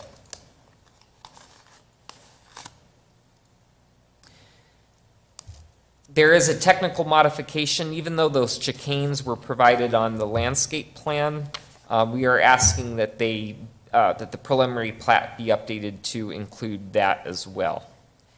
Regarding the next steps, it's similar to the last presentation. You're going to be asked to consider the pre-plat this evening. Of course, it's going to be subject to council's approval of the subdivision variance. You're also being asked to make a recommendation to council regarding the subdivision variance. At an upcoming meeting, city council will decide on this variance, and then if the pre-plat's approved by you this evening, council would consider the final plat at a later date. Assuming that gets approved, then they can move on to permits to construct the subdivision. The public notification met what was required by code, and I didn't receive any comments. So staff is recommending approval of the Villa Arroyo preliminary plat, subject to the following technical modifications and conditions. There was one updated condition that I want to talk about, actually two again. We're just trying to ensure and emphasize two things. One, developers have the option basically or the possibility to consider either HOA maintenance or a special maintenance district. And so establishment of either would need to occur prior to the recording of the final plat. And then the other updated condition is that prior to accepting the final plat for review, the applicant would have to provide a proof of certificate of assured water supply for the number of lots that they're proposing. And then the second recommendation is that you forward to council a recommendation to approve the subdivision variance. And I'd be happy to answer any questions. Questions for staff?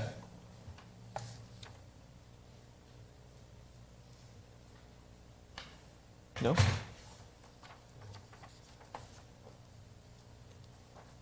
Member Hubbard? No.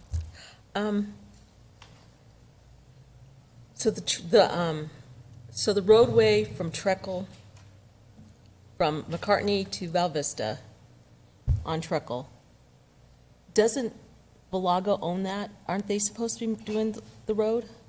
So Community Southwest, who are the developers of Velago, do own east and west of Treckle for the most part, other than where Villa Arroyo sits. They're highlighted in green. And so ultimately, when they go to develop, they would have to do their half-street improvement, which interestingly would be on both sides, so Right. you'd end up with the full street north and south. The problem is they're not developing at the moment. That was my next Yeah. question.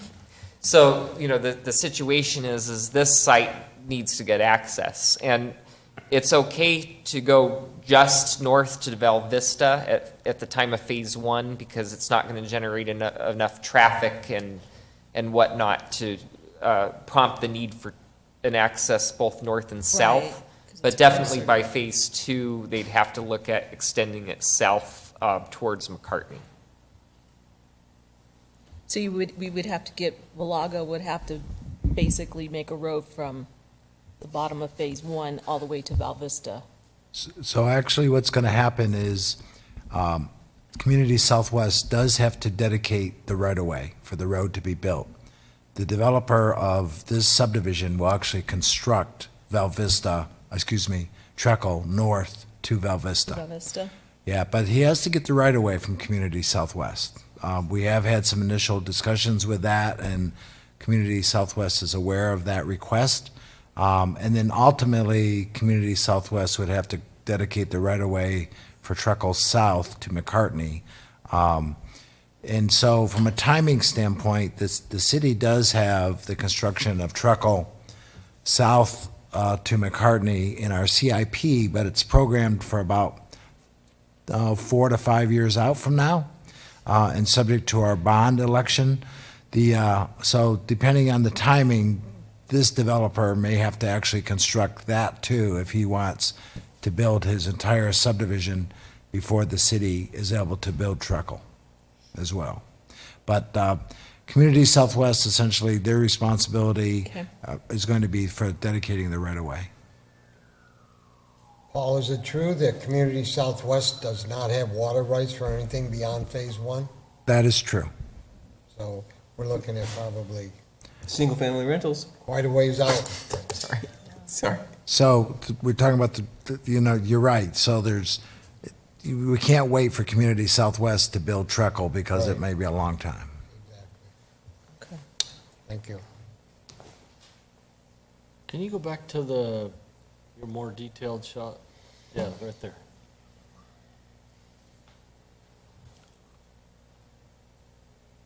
Is there a So- road on the east side? That diagonal road? Just butts up to Yeah. space? Obviously Are you talking about to farmland, the but east of the site? I see it's a farmland or. Where you see that diagonal scar as a pipeline. And so ultimately, Palomino Parkway will extend that direction, but where it will finally terminate is unknown. But, they are planning a eastern connection there where, towards the right where you see by that future multifamily area. So regardless of how that future roadway to the east ultimately will work, that street could extend to additional roadway network that will end it finding itself to Palomino Parkway. Do you know what the scar is, that diagonal scar that goes up to Val Vista is? That's a pipeline. The gas line? Mhm.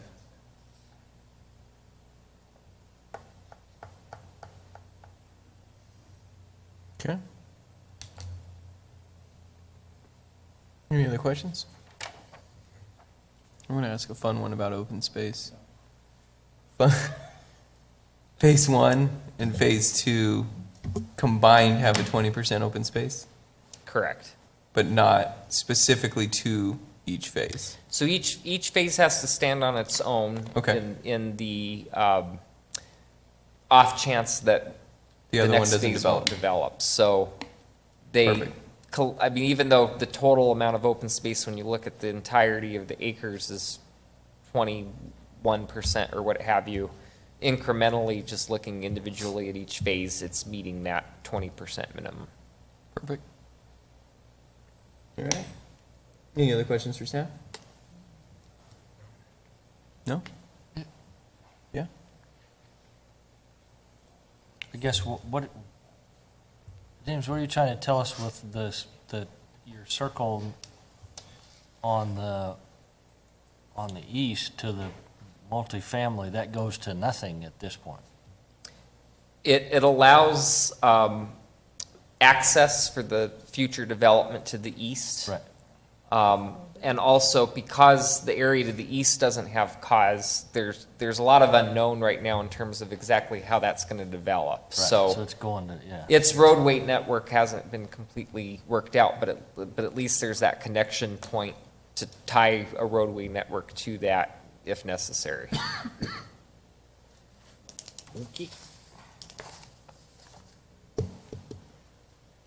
Nothing about the pipeline? Nope. Okay. This time then, would invite the applicant and/or their representative to come forward. Had a lot of riveting conversations about your projects this evening. First one, Mission Ranch, I'm not involved with that one. Oh, okay. EPS is, my son okay. is. Oh, there you go. On the That's- brokerage side, but I'm not. Yeah. But my name is Dale Willis with Willis Property Company. As you know, I'm very involved with this particular piece, and I'm here, I want to thank Jim and Paul for all their help the past year or so since we've been working on this together, and we're at 26% open space overall. So hopefully the commission is happy because of that. And we've had a lot of off-site drainage, as Jim has noted earlier tonight, that encompasses a lot of that open space too, that we have to take care of. But any questions? I'm here to answer any questions you might have. How soon do you plan to start phase one? Are you talking a couple of years away? Well, we'll probably start engineering soon, and that'll probably take 6 to 9 months, and then we'll get 1 or 2 builders in place at that point. So I would say it's 1.5 to 2 years before all the major infrastructure Before you is start put in. building Treco Road? Yeah, yeah.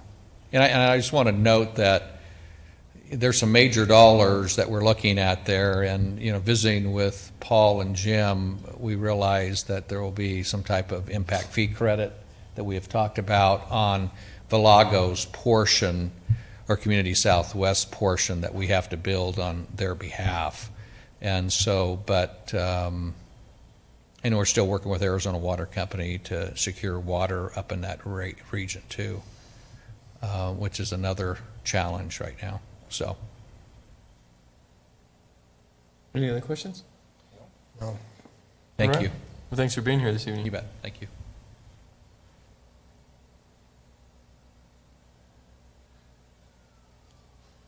At this time, then I'll open it up to the public. Seeing no public, I will close the public portion. Bring it back to the commission. Your turn, man. My turn. I'd like to make a motion.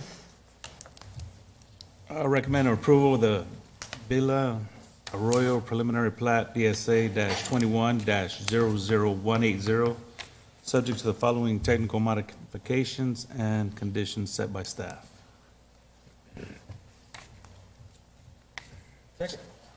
I was like, man, you're just gonna leave him hanging? He's been seconding you all night.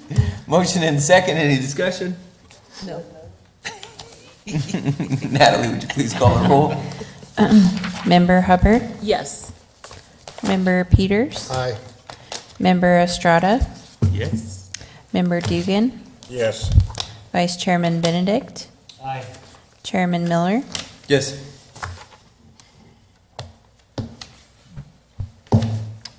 Number 2. Gotta go 2 for 2? Come on, Anthony. You gonna go 2 for 2? Yeah, sure. Why not? I didn't realize it was 2. I'd like to recommend Planning and Zoning Commission forward to the City Council as a recommendation to the approved subdivision variance of the block length of DSA-22-00055 within the Villa Arroyo. I'll second that. Oh, thanks. Motioned and seconded. Any discussion? Natalie, will you please call the roll? Member Hubbard, Yes. Member Peters, Aye. Member Estrada, Yes. Member Dugan, Yes. Vice Chairman Benedict. Aye. Chairman Miller. Yes.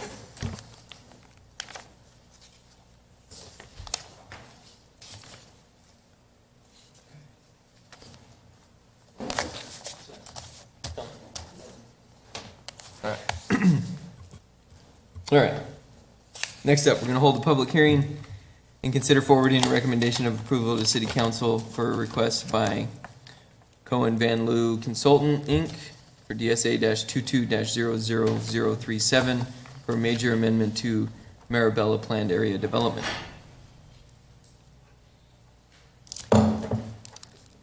So with this request, I want to start off by saying that this is going to be the first of probably many amendments to PADs that Planning Commission and Council should start seeing. You know, several months ago, the trend was applicants coming in and requesting R2 or R1A in order to utilize the ability to seek out more certificates of assured water supply. You know, the R1 and the R2, the R1A and the R2 zones allow for more lots than the standards PADs tended to allow.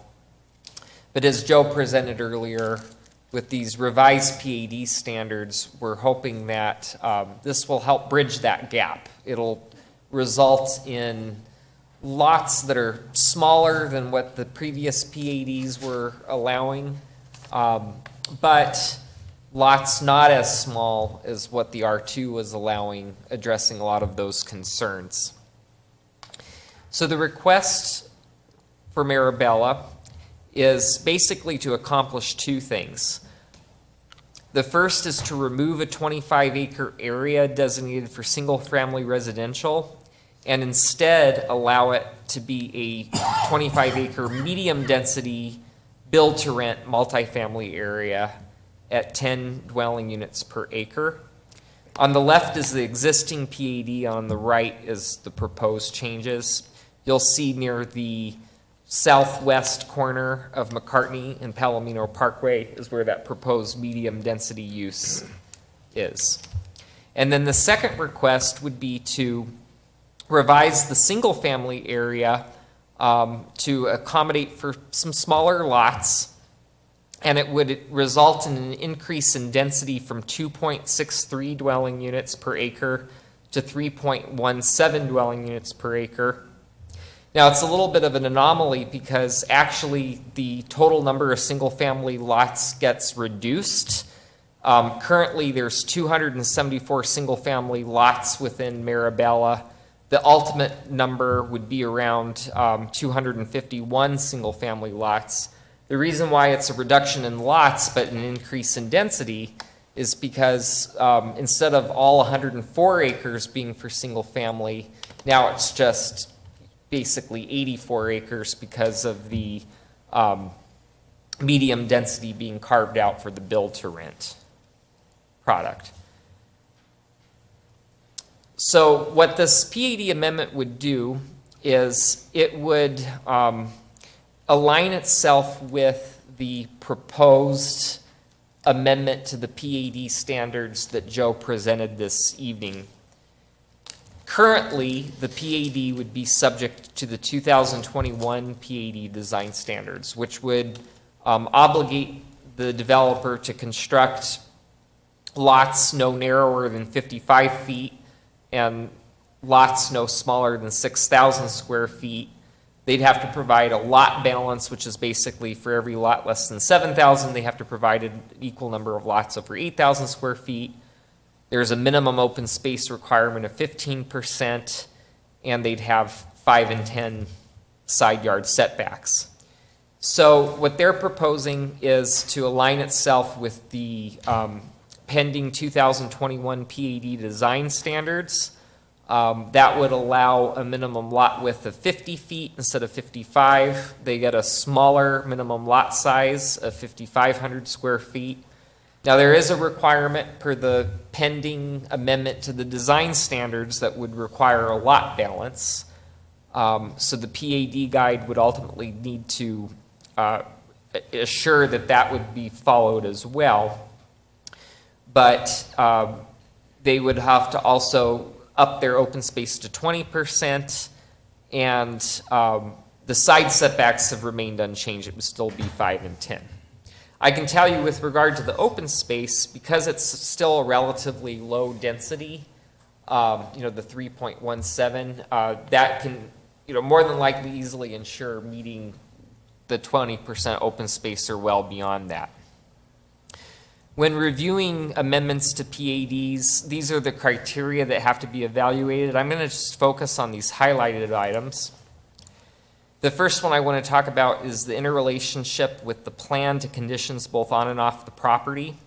So with regard to where the medium density build for rent community is proposed, this actually is an ideal location for a multifamily product, probably better suited for that as opposed to single family, because it's at the confluence of two arterial roads, McCartney and Palomino, and with pretty easy access to I-10, which is just to the east. Also, if you'll notice, Arizola Road comes up from the south and ties into Palomino Parkway, and so that's a good location for a higher density use than single family, as traffic will be routed on Arizola, Palomino, and McCartney. In the medium density area, up to 250 build to rent units can be constructed. That's at the 10 dwelling units per acre. It would be on a single managed site within a gated community. The development of that community would have to follow the design standards for build to rent, but we would see the specific layout and understand the relationship of the compliance with those criteria at the next phase of development, which would be the major site plan. And then approximately 251 individually owned single-family lots would consume the remainder of the PAD, which would be managed by an HOA or potentially a special maintenance district. The next criteria that I want to talk about is conformance to the city's general plan. All of Maribella is within the neighborhood's 2030 general plan designation. Within neighborhoods, low-density residential is permitted up to 4.5 dwelling units per acre. This site is well below that at 3.17 for single family. And then medium-density residential is allowed.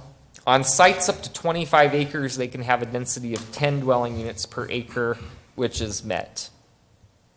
The next I want to talk about is conformance to the city's zoning. I already sort of addressed this, but I wanted to emphasize the point that the standards that they're proposing are being aligned with the PAD design standards that you just heard tonight. So it's pending this ultimate amendment by City Council. So this amendment is ultimately subject to City Council approval of these pending standards. The last criteria I want to talk about is vehicular ingress and egress. I alluded to it on a previous slide, but basically this site offers multiple points of access, predominantly being to McCartney. Palomino Parkway would be extended to the south, and it would continue south. Ultimately, that aligns with where Hennis Road currently terminates. Of course, it would take a lot of intervening development for that connection to occur. And then, of course, the extension of Arizola, which is the green line on the left. This shows you the ultimate street connection. So you have Arizola would be developed to the west of Maribella, and then just on the other side of the gas line is the north side of Mission Ranch. So in short order, Arizola will actually, very likely be dedicated and improved. And of course, Arizola will tie into Rodeo on the south. The public notification process followed that which is required by code. Staff received 2 inquiries. The staff report didn't reflect the second one that was received. It reflected the first one. The first inquiry was from Tom Eggert, the developer of the McCartney Center PAD on the north side of McCartney. He was concerned about this development using the sewer line in McCartney. This development, Maribella, is not proposing to use that sewer line. The specific location and its details are still being worked out, but basically they're proposing a route to the south that would take the sewer to the west over to Peart, bypassing McCartney. The second call that I received was from the property owners to the east of the property. They were generally inquiring how this development might impact their site. They had questions about the realignment of Palomino, which actually occurred several zone changes ago. I think it was probably 2012 era when that happened. So the Knoll property sits to the east, and what their concern is that originally Palomino Parkway intersected with McCartney at its same location, but what it did is it exited Maribella, went onto the Knoll property, exited the Knoll property, back into Maribella and out. And so the realignment was seen as an improvement because it resulted in one continuous developer on both sides of the roadway to construct the road, and it didn't leave that awkward gap of unusable land between the road and the southwest corner of their property. But as a result of that shift, they now really don't technically have access to Palomino. However, there's other options for the Knoll property to get its access to McCartney, one of which is Tucker Road is to be platted as part of this. Ultimately, when there's a pre-plat, it would identify the establishment of Tucker Road on the east side of the site, and a potential alignment would meander it to the northwest to tie in with where Tucker currently terminates at McCartney. Staff recommends that Planning Commission forward a recommendation of approval of this Maribella PAD with the following technical modifications and conditions, and I'd be happy to answer any questions. Questions for staff? Arizona Road, so it's just gonna dead end at that apartment complex, and it's not gonna go through the McCartney at all, correct? No, it would actually extend. Let me show a better map here. Here we go. So where that green line is Arterial Road. Oh, And so okay. it's actually going to form the west boundary of the subdivision. It's going to It'll tie go into right past the parkway. It'll intersect Palomino Parkway, and so ultimately, probably vehicles will have access to McCartney via Palomino. And that one would not be a 4-lane road, it'd just be a 2-lane. Correct. It's designated as a minor collector, 1 lane in each direction. Palomino is a minor arterial, which would be 2 lanes in each direction. Oh, the parkway would be 2 lanes in each Yes. direction? Okay. Got it, thank you. Any other questions?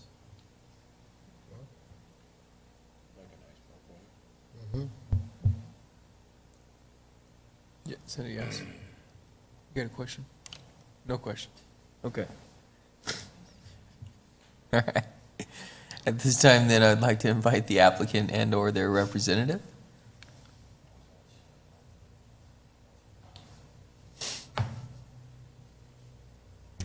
Hello, good evening. My name is Julie Vermillion with the applicant CVL Consultants at 4550 North 12th Street in Phoenix. Thank you, James, for your presentation, and thank you all for hearing our case tonight. Much appreciated. I'd just like to emphasize that the last approval for this PAD was back in 2015, so there's been major changes to the market, and we believe that this update is the most beneficial planning for the site. And I'm available to answer any questions you might have. Any questions for the applicant? None. You have none. Not one question. Man, Looks like a nice project. James is just so thorough in his presentations that, well, thank you. All Thank you right. for being patient and hanging out here with us this evening. All right, thank you very much. All right. At this time, then, I'll open it up to the public. Anybody from the public like to speak to this agenda item? I think we might have a public member.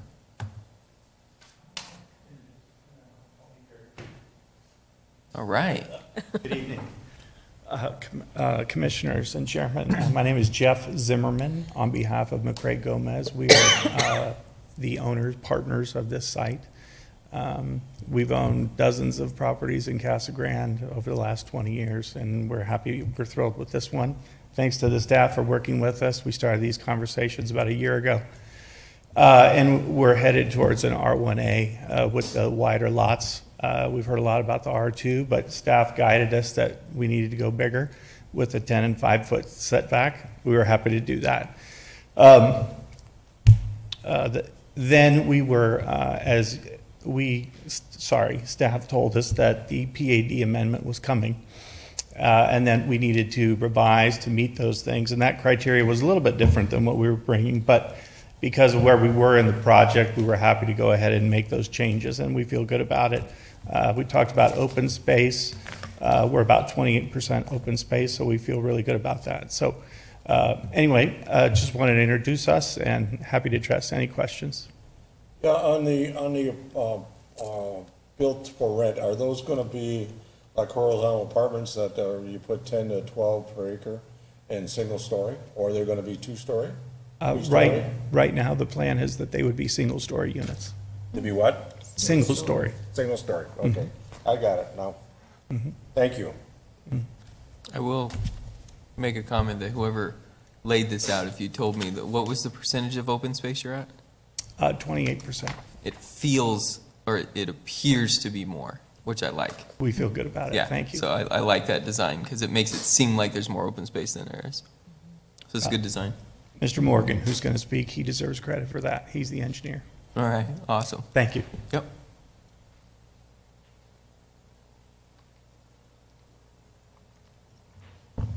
Chris Morgan, once again. I just have one brief comment. It's to revisit the final plat comment earlier. This one's a good example, not necessarily because we have different unit sizes through, but if you look at the project, there's 3 distinct parts of it, and from a construction timeline, that may actually go that way. So if possible, if you would be willing to consider Mr. Tice's compromise of all 3 final maps recording concurrently, that would actually be pretty helpful on this.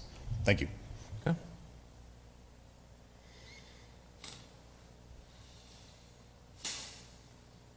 Right.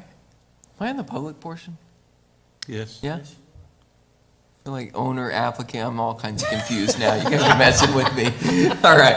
At this point, I will close the public portion, bring it back to the commission. I guess the only thing that I'll note is that that change would need to come at the council level, since, and so hopefully between now and then, if you know, working with staff and kind of understanding maybe those logistics of that, council would need to consider that option for you. And then, other than that,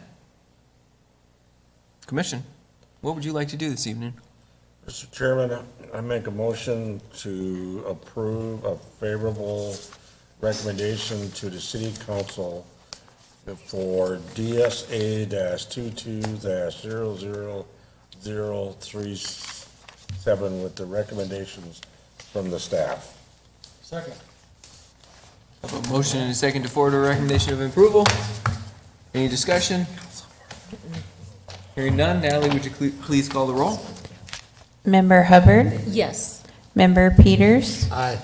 Member Estrada? Yes. Member Dugan? Yes. Vice Chairman Benedict? Yes. Chairman Miller? Yes. All right. Just plugging along, aren't we?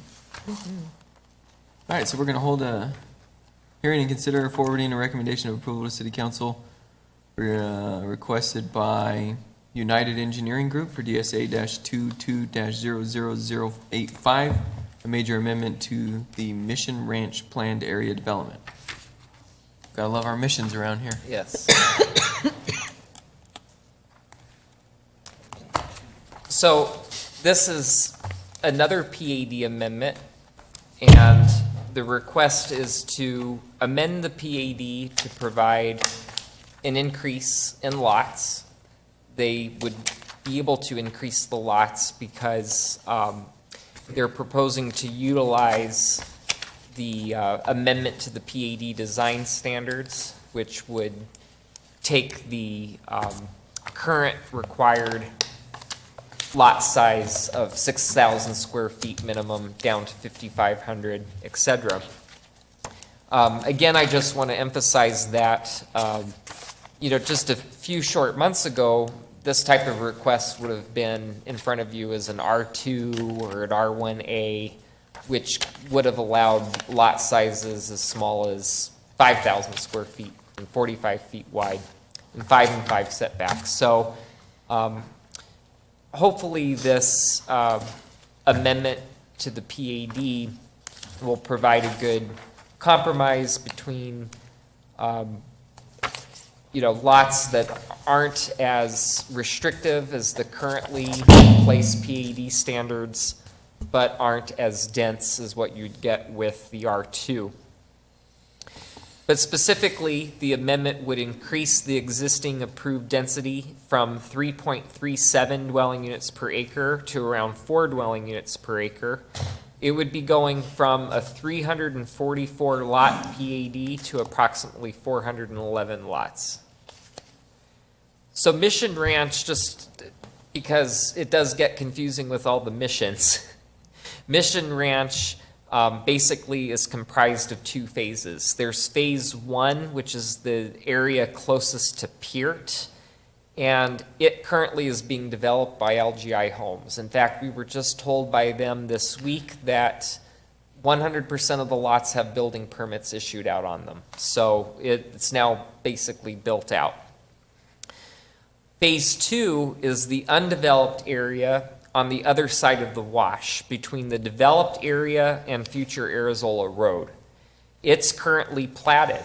As you see on the screen here on the left, it has rights of way and lots already existing, but no improvements ever occurred in phase 2. So what this amendment would do is it would revise the PAD to allow phase 2 to have an increase in lots. And again, that would be done by having it be subject to the 2021 PAD design standards that are currently under the possibility of being amended. So again, currently, if those PAD design standards weren't ultimately amended by council, they would be beholden to a minimum lot width of 55 feet, a minimum lot size of 6,000. Any lot less than 7, they'd have to have an equal number of lots over 8,000 square feet, a minimum open space of 15%. What this amendment would do is it would take the minimum lot width down to 50, the minimum lot size to 5,500, the minimum open space would go to 20%. Side setbacks remain unchanged. Now, there also would be that lot balance requirement of at least 25% of the lots have to be at least 6,500.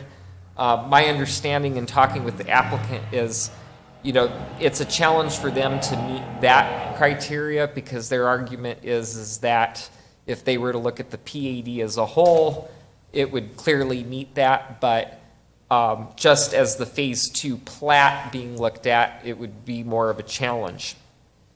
Staff's position is that although that is true, it would result in fewer lots than they were planning. It still would, the end result would be an increase in lots than that's currently platted there. When regarding the amendments to PADs, these are the criteria that have to be evaluated. I just want to talk about the highlighted ones. So regarding the interrelationship of the plan to other properties, I do want to point out that this sits just north of Mission Ranch 2 that we talked about previously. one of the things that, that is beneficial about this amendment is that a couple months ago when Mission Ranch 2 was in front of you being rezoned to R2 down to 5,000 square foot lots, 45 feet wide, one of the concerns at that time was raised about the compatibility between it and Mission Ranch Phase 2, because at the time they had larger lots and there was a concern about the compatibility between the new neighborhood, or between the two neighborhoods. But now the lots are relatively more compatible. The Mission Ranch Phase 2 lots are going to be a little bit bigger, but it does lend itself to more compatibility because they're being reduced in size and width, more closely matching the Mission Ranch 2 development. With regard to conformance to the city's general plan, this area all sits within neighborhoods. Low-density residential is permitted up to 4.5 dwelling units per acre. The density proposed here is around 4 dwelling units per acre. Regarding conformance to the zoning ordinance, basically this amendment is going to be subject to city council approval of the currently proposed amendment to the 2021 standards. And then with regard to vehicular ingress and egress, you know, the primary condition that I want to talk about is even though there is a current platted connection between Mission Ranch Phase 2 and Mission Ranch 2, and we're requiring that a connection be provided, the exact alignment when it ultimately gets replatted shall be determined prior to the ultimate preliminary plat approvals for these two neighborhoods. The other points of ingress and egress for Mission Ranch Phase 2 is primarily through Mission Ranch Phase 1 out to Peart, and there would be an option to exit to Arizola to the east, and then again to the south. As you see highlighted in red there towards the south end of Phase 2, that future connection its exact location is to be determined when they go ahead and go through the next phase, which would be the replatting of this area. Regarding the notification process, we followed that which the code requires us to do, and there was a sign posted on the site, but staff did not receive any inquiries. We are making a recommendation that you forward a recommendation of approval to City Council, subject to meeting these technical modifications and these conditions as presented. And I'd be happy to answer any questions. Questions for staff? All right, we got some questions. So, okay, the ingress, okay, no, go back one. Yeah, that's the one looking at this, I have a little concern. Talk to me about when that wash runs, what's the crossings for these two roads? Because initially, that's going to be pretty much it out of there. Correct. So it would have to cross that wash. How that's done, it would likely be either done by a culvert or a bridge. I think that's the benefit of having two crossings in case one happened to get washed out. But there will be ultimately an option to go through Mission Ranch 2 to the south, which would take you to Rodeo through the Mission Ranch 2 neighborhood. And there's also an option to exit to the east, which of course we're back to that original conundrum where, well, Arizola doesn't go anywhere, but in the interim it would be another option to go to Rodeo, and in short order it would extend to the north through Maribella up to McCartney. So, what the crossing of this wash across Rodeo Road? I know we just saw it in the other, but I didn't note it at that point. So the wash does cross Rodeo Road. So is your concern about a big storm event where all the culverts are washed out? We got an engineer in the house that apparently is prepared to answer that question if we need, so he's, Well, so I guess to answer your question to me, yes. We haven't seen those in a long time, and some people believe it'll never come again because we're going to be so dry forever. But a whole bunch of us grew up in times when there was a whole lot of water, and it just, you can't believe. I think it's a good concern, sure. Yeah, I mean, I'm concerned and would love to hear, and I don't know if this is at the point that we need to be addressing that issue or not. I think at some point we need to have some decent solutions, because as we all know, some of these developments get built and some of them don't, and then here we are, the discussion we had earlier, we're waiting 15 years for the next one. So I think we'll allow the applicant's engineer to address the design that he's done for these wash crossings, because I'm sure they're completed. You will get another chance to actually look at the detail of that at the preliminary plat, which is coming in a few months to you. But I'm sure the applicant's engineer can discuss with you this evening what the crossing design is when he gets a chance to come forward. Okay, so before I finish, Arizona Road right now is there even a dirt road there? No. nope. Thank you. See what the concern was earlier? Yeah. Yeah, no, All these connections are, but it's gonna be okay. Any other questions for staff? No? All right, we're gonna bring the applicant and/or their representative who wants to talk about some culverts or something. Apparently, that's the topic of the day, so talk to us. I will just engineer some stuff for I us, will would just you? very quickly address the comment from Commissioner Benedict. Those are our only 2 points of access we can rely on. We have them designed for full 100-year crossings. Right now, they're 4 3x8 box culverts, and that road's gonna come up over the top of the wash. So they are designed to fully convey that wash, so they're fully dry crossings in all scenarios. So our 2 points of access will be there when that first house comes online. All right. There you go. well, my only comment along that was, our family business was engulfed or partly engulfed by 3 or maybe 4 100-year floods in 10-year spans. So I appreciate what you've done, and that is absolutely what you have to do. It still makes me nervous. I will be the rest of my life. When that's the only way in and out for those folks at this point. But let's continue to address that issue. He's gonna build Maribella too. He's just gonna connect them. Huh? Look at it. Yeah. It makes sense, because I remember it was 2004 when Tortosa over in Valago had that big wash, ringed wash that goes right through there. They were all stuck in not Valago, in Tortosa. There was no way out for them.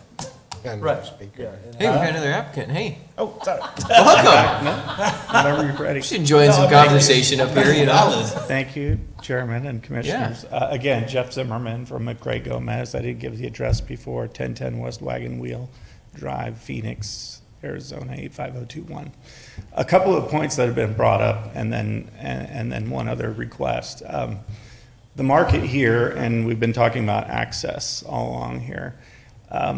We intend to bring these to market immediately. We've already been in discussions with brokers and builders who are excited to be here. So if you have questions about when will these roads be built, it will be in short order, just so you know. Again, we're excited about this project, 50-foot lots. Originally, we were going R1A instead of the R2, at advice of staff. 25% open space, feel great about that. The one difference here that we would request from Maribella is that we started this project much earlier in the process. So we started discussions about a year ago as we got wind that the ADWR regs might change. And we started that process and had those discussions, and it took some time to get everything confirmed with ADWR. And then came back and we started the process with staff. So the point here is we're ready to go to market and sell very, very quickly. We intend to close Mission and maybe Maribella by the end of this year. However, the one deviation here is that Mission Ranch, we submitted our plans 3 weeks ago. And we were well into the process when the PAD guidelines came out. Because we weren't aware of those early on, we went and we've literally spent $1 million on design. So here we are now at a point where under the new guidelines, and I might butcher the language, but when we talk about each plat separate with that 25% requirement, when we amended the PAD for this property, we amended it for all of Mission Ranch as a whole. And so the 25%, as staff pointed out, we do meet that for the whole subdivision, but not on phase 2. But because we are so far in the process, we're going to respectfully request that staff and commissioners allow us to move forward as is. We were happy to make the change on Maribella. We weren't as far along, and in conversations with staff today, because Mission Ranch is so far along, this one, and is one of the first projects coming through under the PAD guidelines, it feels like this is a legitimate one that could be grandfathered or some sort of deviation or exception. So that's the comments. I may not be using the right terminology, but certainly wanted to bring it up for discussion. Okay, awesome, thank you. Mhm. I was gonna say any other applicants, but we're running out of people. So, question for staff in regards to that comment, I guess, would be, I know when we did, because I sat on the committee, currently still do, for building codes, during that transition period, people are allowed to submit under either the old or the new. Is that how does that affect this specific? I know, does that make sense? You see where I'm going with that one? Yeah, so let's talk about that for just a second. So, the old, we'll call it, the existing PAD, right? Mm-hmm. This development doesn't meet those standards. The lots are smaller than the existing PAD allows, right? So, if they don't want to go under the existing because the lots don't meet the requirements. So they want to go under the new, Okay. right? But they don't like the one provision of the new, which is that 25% of the lots in phase 2 have to be 6,500 or larger. So they don't want to go under the old and they don't want to go under the new. They just want the new to be modified not to require 65% of the lots, 25% of the lots, excuse me, to be 6,500 square feet or larger in phase 2. They want to use the lots in phase 1, the existing lots, to kind of meet that 6,500 square foot requirement and have a higher percentage of the lots in phase 2 be smaller than 6,500. So. Yeah. Go ahead. Say it one more time for me. Okay. Yeah. So the code, the new PAD standards would require in phase 2 that 25% of the lots be 6,500 square feet or larger, right? This applicant doesn't want to meet that standard. Their argument is that they have larger lots in the developed section to the west, right? And though they have larger lots there, and so they should be able to use those larger lots to meet that standard. And in phase 2, they should be able to have less than 25% of their lots be 6,500 square feet. Does Is that accurate? Go ahead, we're still in the applicant phase, Thank so you. by all means, No, I want to don't make dis- sure we're clear on what's being No, requested. absolutely. I think that is clear. The one thing I would clarify is that when we started these discussions and talked with staff, we were headed down an R1A path, just a straight zone to make that work here. We moved along, we actually had zoning signs posted for a meeting that was to be 60 days ago, I think, it could have been 30. Those signs were in the ground when we got wind of the PAD guidelines coming out. So we immediately met with staff, of course, and discussed how that would work. And so now, as Mr. Tice points out, we look at the whole development as a whole, because that's what the PAD was over. And so, yes, including phase 1 and phase 2, we do meet that 25% requirement. The issue is that the new guideline reads each platted area. And we're respectfully requesting that because we were so far along and everything was designed and we were ready to submit, that we're asking for a deviation of that. Okay. How does this fall into the R1A? Does it not meet that either? Are we just not meeting anything? So, We're just kind so of no man's yeah, land.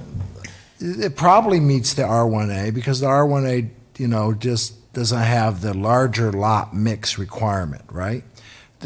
What caused this situation that we're in is the applicant has designed a subdivision before they got their zoning in place. So they kind of took a risk, said we're going to design a subdivision for zoning that we don't have yet.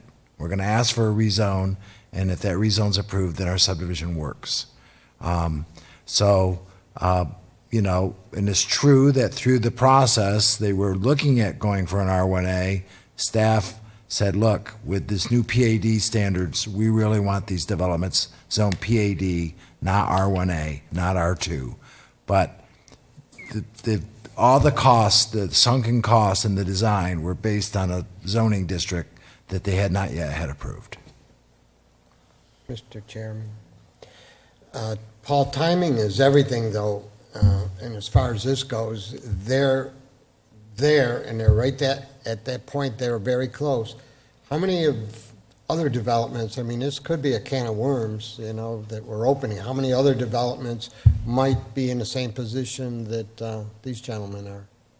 Really none other than, it was really Maribella and Mission Ranch Phase 2, the only two that really were at that point. All the rest were either completed through the R2 stage, and so there weren't any other zoning actions in the queue, if you will, other than those two. So, from staff's perspective, I guess what I'm trying to wrap my head around is what's the issue with looking at it from a PAD development? If I think about it from a Mission Royale family side, right? And there's like, I don't know, 4 builders or 3 builders, but it could have been probably 5 builders with how many lots there are. That if one wanted to do one thing in one area and one wanted to do another thing in another area, assuming the overall PAD did meet that standard, it does make sense to me, I guess, to an extent, right? What the request is, and the cart before the horse, and all these other things are going on. But at the same time, it does make sense that one subdivision or one entire planned area development met those guidelines, then it seems like it would be a fitting. Phase 1 and phase 2, So, they equal? Yeah, so Yes. it would meet it if you included phase 1 and they meet the guideline. Yeah. yes, we haven't done the analysis, but let's assume for discussion that purposes that it would, that if you included phase 1 and phase 2, analyze them together, they'd meet the 25% of the lots are bigger than 6,500. That's probably true. And because phase 1's already built, we don't have the concern that, phase 2 might not happen. It doesn't really matter because you built the bigger lots first, right? Right. What you don't get, though, is Vice Chairman Benedict's concern of mixing the lot sizes within Phase 2. You don't have the degree of mixing of lot sizes in Phase 2, right? They're kind of smaller lots in Phase 2 and bigger lots in Phase 1. I'm just trying to think through if the commission really wants to consider Phase 1 and Phase 2 as one project for the purposes of the lot sizing, how we can do that this evening. I guess probably the best way would be, since this is a zoning change, right? Maybe just add a condition that says, for purposes of determining lot mix, that Phase 1 and Phase 2 can be considered together. Could we just include the PAD? Yeah, you could do the PAD. Or is it, because the other one is outside, right? Yeah, you could do the PAD. The other mission is outside of. Now, frankly, I'm going to tell you that I'm a little concerned, and I just asked James this question, and this is kind of a question for our attorneys, though, is I understand the legal description for this PAD change includes Phase 1 and Phase 2 both, but we got none of the lot owners in Phase 1 signed the application. So I don't know if we can legally change the PAD zoning on Phase 1 without those lot owners' consent.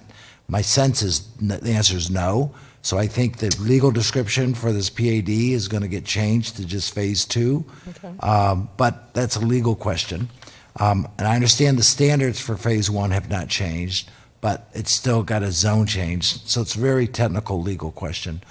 But I think if you really want to, us to consider Phase 1 and Phase 2 together for purposes of lot mix, your motion could just say that, could say, hey, for purposes of lot mix, lot sizing mix, we can consider Phase 1 and Phase 2 as one development. If you just do that, I think we can probably make that work, if that's what you're inclined to do. Member Benedict. I guess I have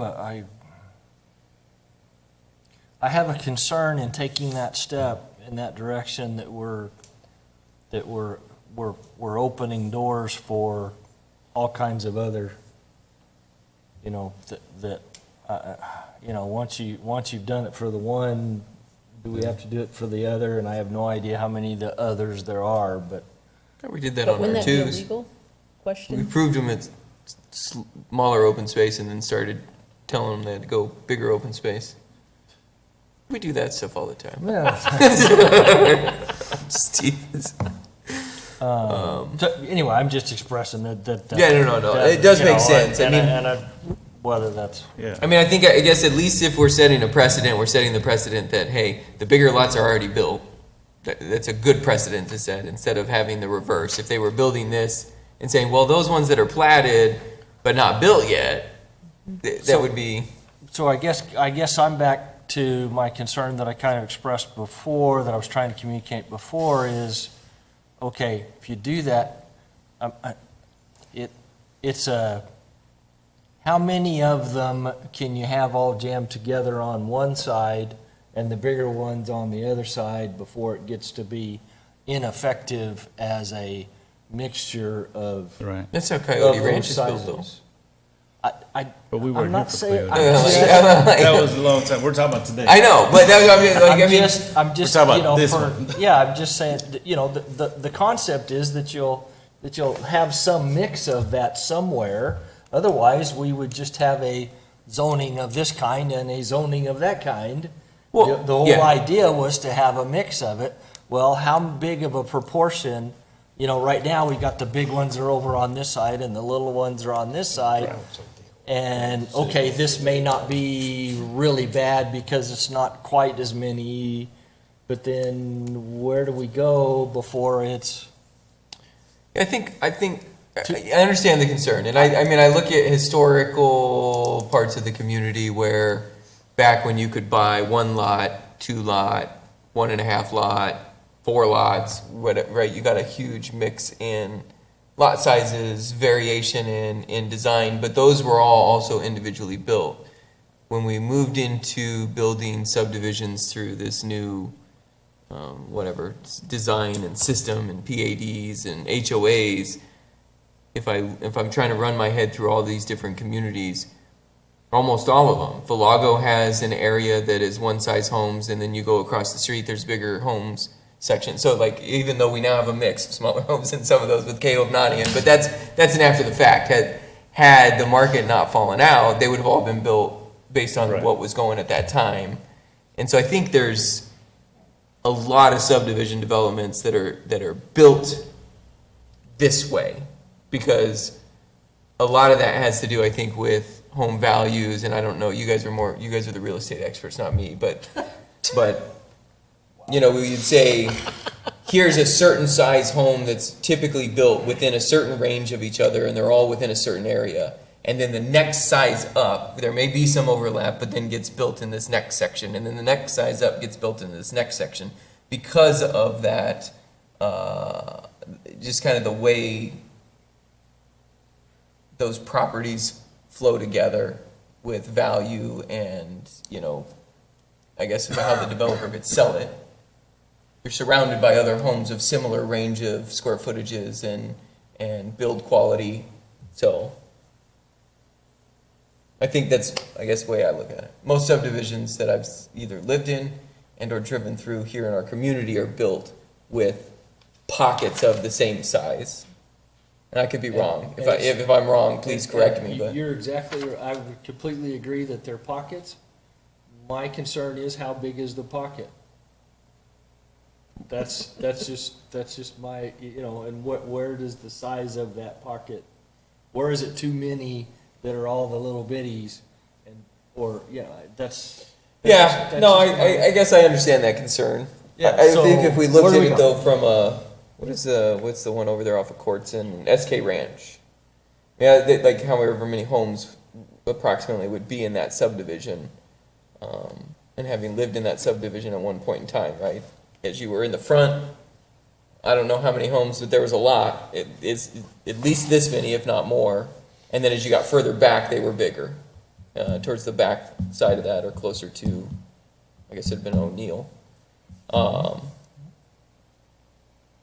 And I'm assuming, just looking at this subdivision and envisioning an aerial of that one has way more homes than this one.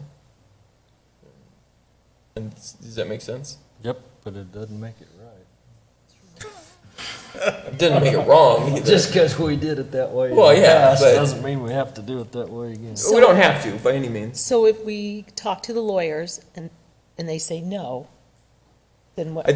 Well, I don't know. I was going to ask, actually, when you brought that up, Paul, do Yeah. we need to make that a condition that, Yeah. that either they get sign off from phase one and or legal signs off on the existing legal description? You know, I think we can kind of sidestep that whole issue by just simply saying, if you want to make a motion that says that for purposes of considering the lot sizing and the lot mix, that we consider phase one and phase two as one subdivision, one plat. Within right? this PAD? Yeah. I feel like I we wouldn't should just, reference that it's don't one use P- the no? word PAD. You don't want to use the PAD? No, I want you to say, just consider the phase one subdivision and the phase two subdivision as one subdivision for purposes of determining lot size and lot mix, right? Because whether they're the same PAD or two separate PADs is kind of irrelevant. It's really whether or not we're going to just consider that phase one and phase two lots together. And then we can My- let people determine. Yeah, I guess my only comment to that is the relevance would be for future cases. We wouldn't. Look, there. No, but that's okay. I mean- As you know, phase one and phase two today is platted as one big subdivision. It's Right. not two subdivisions, it's just one, right? Mm-hmm. They're about to make it two subdivisions because they're gonna replat phase two to make the lots different and smaller, right? So it's one subdivision today, right? So today, you know, it's one unit, it's gonna just be two subdivisions. I mean, I think this is a very unique circumstance that we're probably not gonna face again in the future that I can see. And I really don't have a concern or an issue with you making that motion and that exception. Obviously, city council is going to have to make the final decision. It's going to be a zone change. We've been doing all this talking for nothing. And we will present this situation to We wanna them. make a decision. And they can do it, you know, whatever they'll do with it. Sure.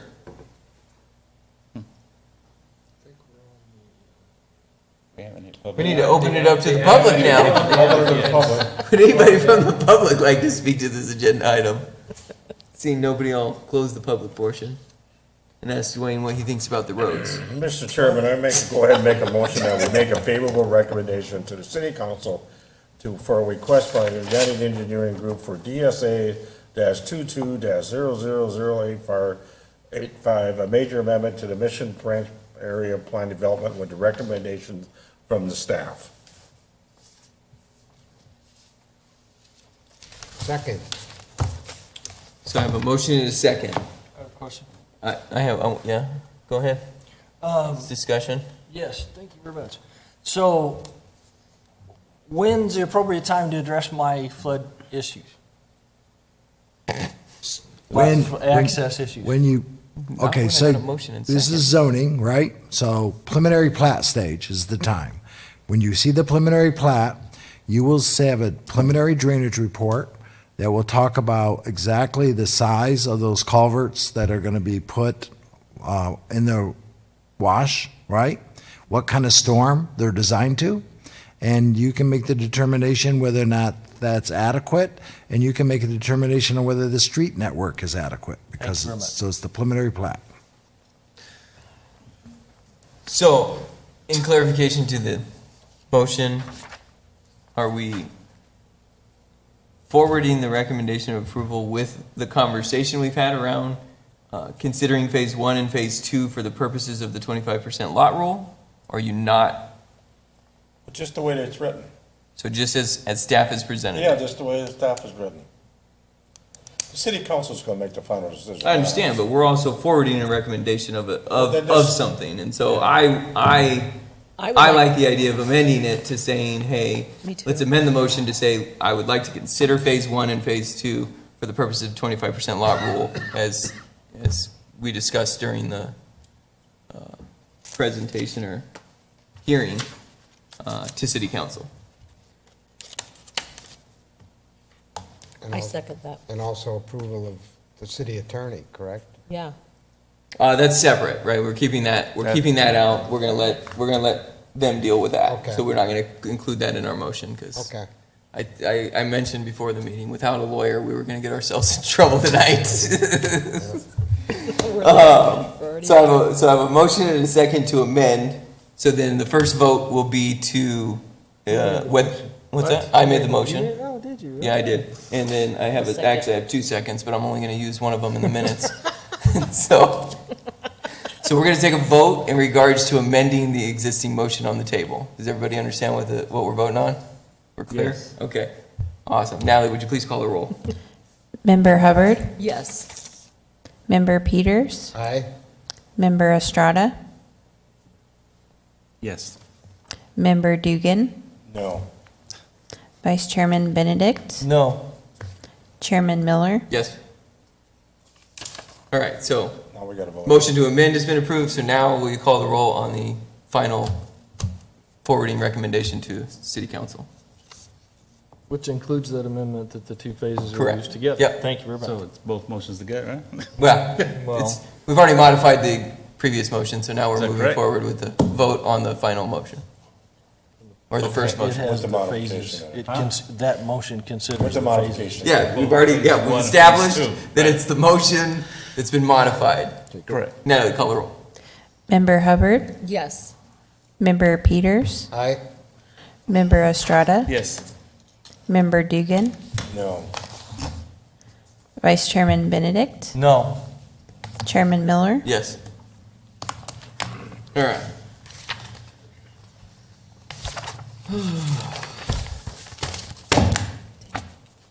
Where are we at on this agenda now? Number 7. Final seven. No, we gotta, no. At number 8.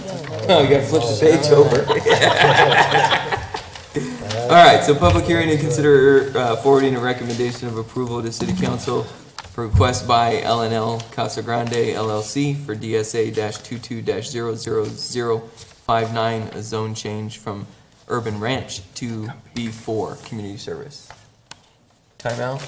Before we start this agenda item, it's been requested for a brief recess. At least 5 minutes. just Two to more. step away, some refreshments. We're gonna take a quick little break. 2.5 hours. I'm just getting warmed up, man. Come on now. I concur. I'm really bummed though. My son played catcher tonight and I wasn't there for it. Well, because you don't shut the hell up, you could have been. No, no. His game started when this music started. I was never making it. That's right, bro. Easy running the music. You know what? Yep. Come to city council. All the 6,500 houses all together and the 5,500 because those people are gonna love it. I could care about them, but 1,000 square foot lot doesn't mean shit. No. I was just thinking, just this one instance, I don't like this. I've always already said no. Well, I'll tell you what, I lived in an 8,000 square foot lot in town for 13 years. I just had a small pool in the backyard, and there was probably another 400 square feet. And then my backyard was, the front yard was a little area, and I'll tell you what, that lot is so small. I know, my friend lived right next door to you guys. Yeah. Donna and Danny. Yeah. And I remember going in their backyard, what's that? I mean, it's so small. No, it is. It's 8,000 square feet is so small. I can't imagine 5,500 square feet. I live in Galago, and my yard is pretty decent. It's a corner lot, so I've got like almost 12,000 square feet. My house is only, So if you have a 500 1,900, almost 2,000 square feet. Yeah, but then if you got a lot of patio area. But I've got a big pool in the back, and I've got a lot of room behind the pool. I live on a half acre. Well, I got, my house is on 2 acres. Yeah, I'm like, yeah, you're way out. I'm just like, yeah. I wanna develop around there all 1 acre. It's zoned for 1.5 acre lots. But I don't have the water. I don't have the 100 water, so I can subdivide it 5 times. Yeah. So you wanna put 5 houses in there. Without water. But even, yeah. It was a lot of water. I kinda wondered, did we just, I mean, you can drill a 35 gallon per minute well for each house. everything was covered over. Highway 84 is where, just beyond. But you gotta, the thing is, you wanna design it It was 2 miles wide coming and have a lot of CCNRs and all that stuff. You can't do that, then, see? Right? Because then you could have a junky You home. guys think Arizona's gonna get Yes. connected from Maribella into Mission Ranch too, or not? Yes. If you had, and you Well, heard. without water, pretty soon it would be putting us right out of business here. Well, no, because you still can build commercial, you can build houses, you can build RV parks, you can build all kinds of stuff. No, The Maribella houses to rent. is gonna happen. Yeah, you can build a house to rent. Not Mission Ranch, should be phase 2 Mission Ranch. You know? But that's kind of, to me, that's kind of a technicality,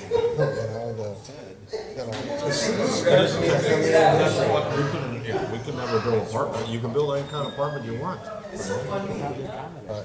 I gotta stand up. That was a good question about Chandler and Gilbert, and they said not worrying about water. But they don't have water problems. They It's don't just Pinal have, County. it's only Pinal County. It's Pinal But County. he took all the water, FEMA took all the It's- water. Yeah, I mean, because the farmers right now, they're all Well, having actually, to it was back when I out was for assistant general manager of electrical district. Well, Service Maricopa. he was just telling me how much they have to cut back this And year. we were told in certain terms that when I just love it here. starts to move dirt, they will not stop no matter what. Yeah, that's what. I said this is gonna be a 3-hour meeting. It's gonna be over. All the water issues. Yes, it was just before 2008. Well, you know, the thing is, the city council makes the final Well, decision. so this developer. But you was know trying what, to one convince thing, the electrical district down the road, you got no 6 lanes coming out.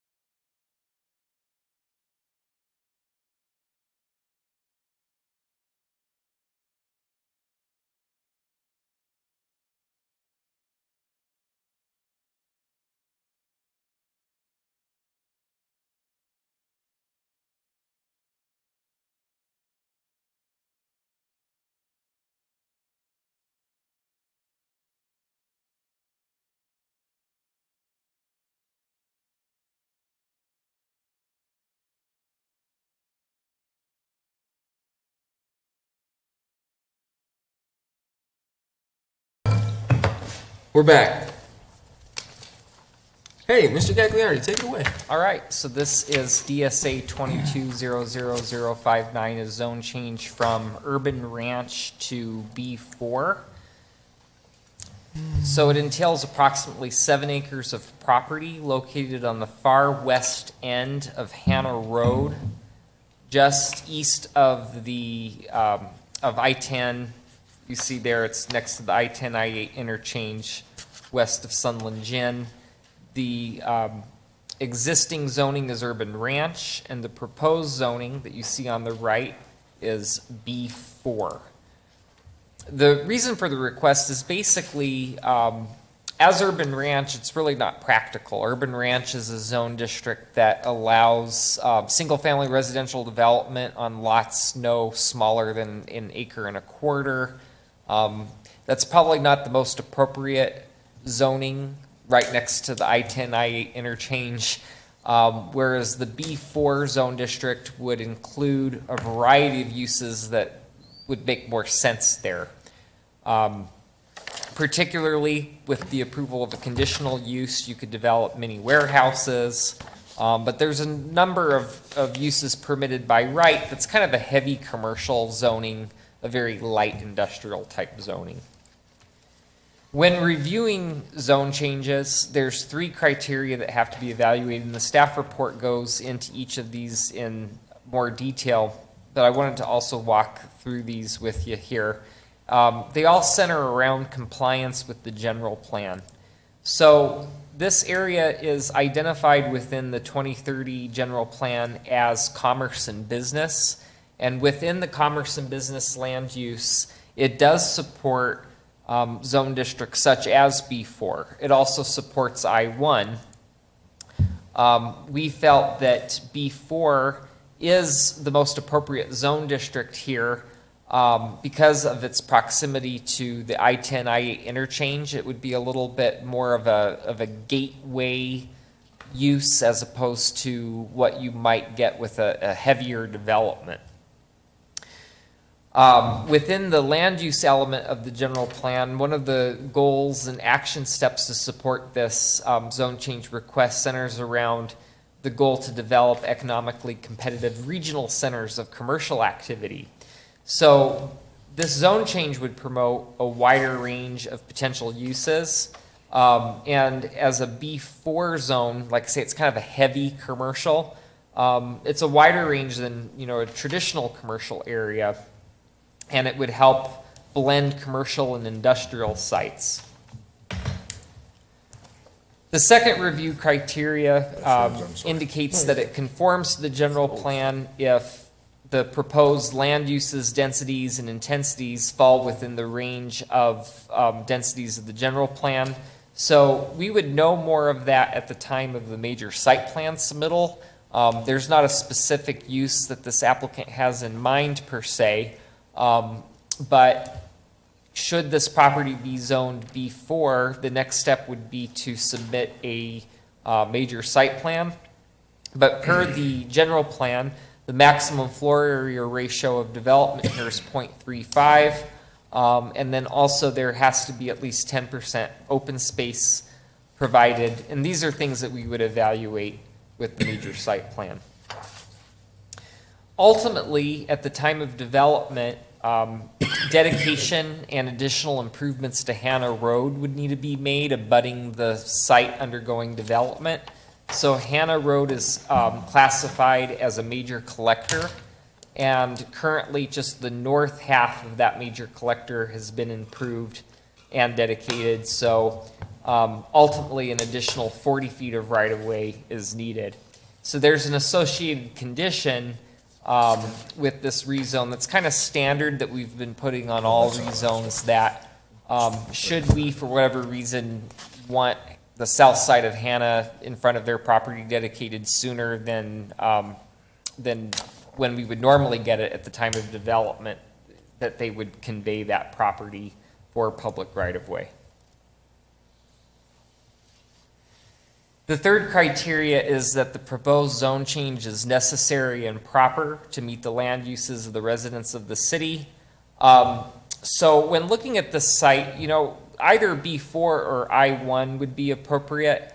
However, B4 is considered probably the most appropriate because you will ultimately have I1 surrounding that, and as you get further to the east, closer to Sunland Gin, you're going to probably see more intense industrial uses. And so B4 is a nice segue zoning between the I-8, I-10 interchange and I-1.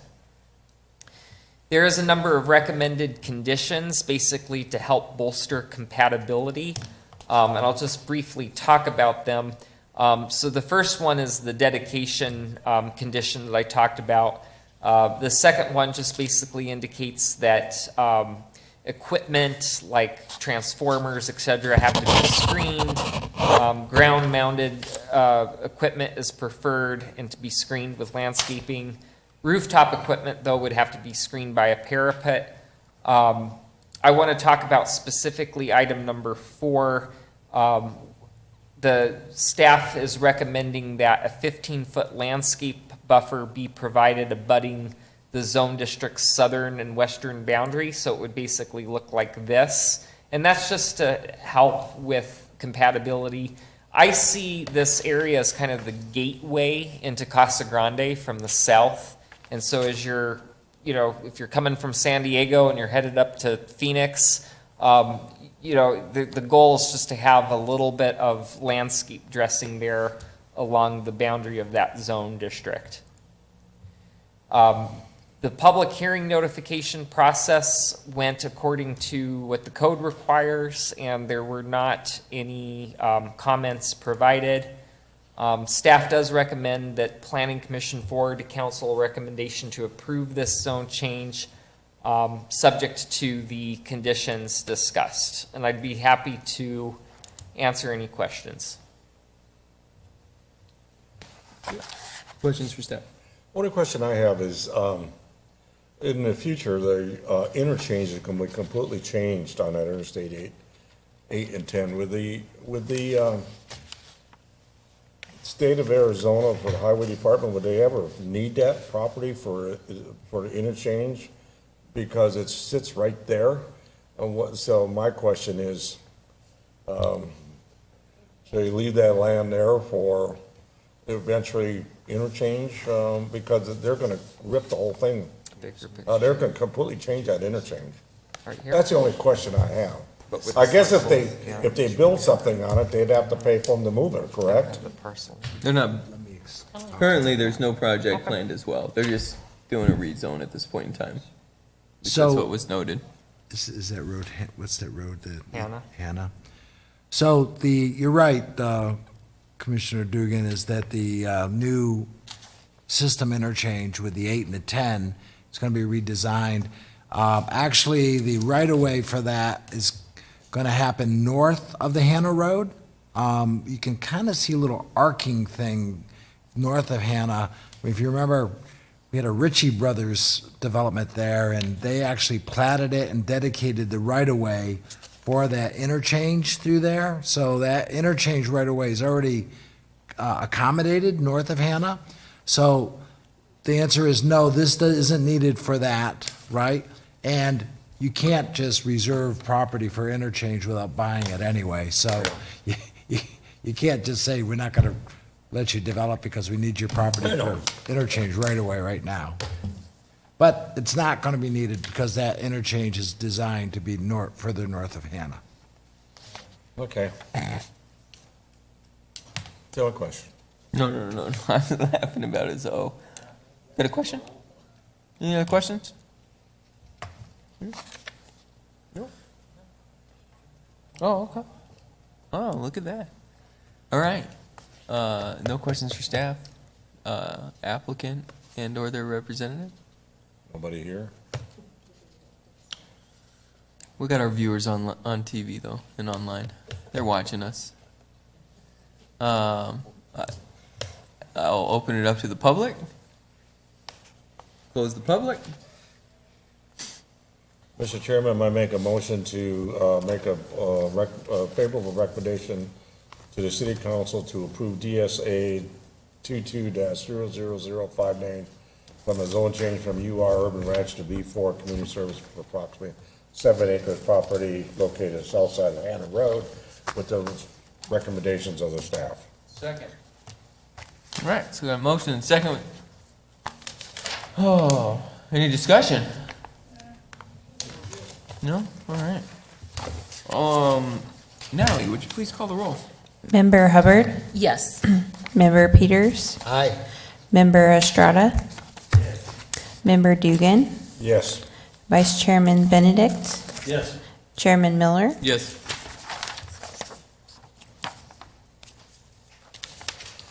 Man. We haven't even made it to the last page of the agenda yet. Turn it around, there we go, number 8. Oh, I know where we are, but there's still another page after that. We can do it.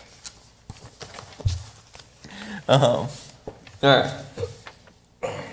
Now, we're gonna hold a public hearing and consider forwarding a recommendation of approval to the city council for request by LNL Casa Grande LLC for DSA -22-00060, a zone change from B4 Community Service with the conditions of record to, is this supposed to be I-1?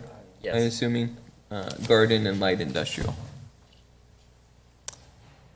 All right, so this is another request by the same applicant for property immediately to the east of the property you just considered.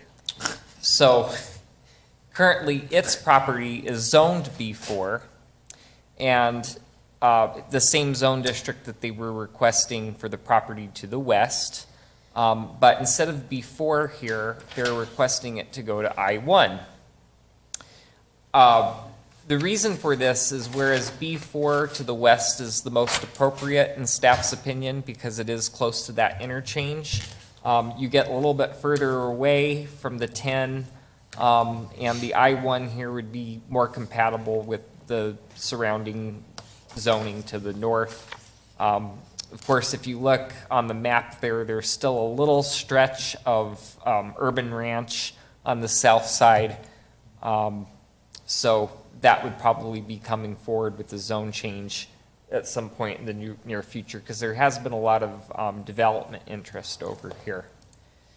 The I-1 zone district is considered appropriate here because it does allow a wide variety of uses that would be appropriate given its location.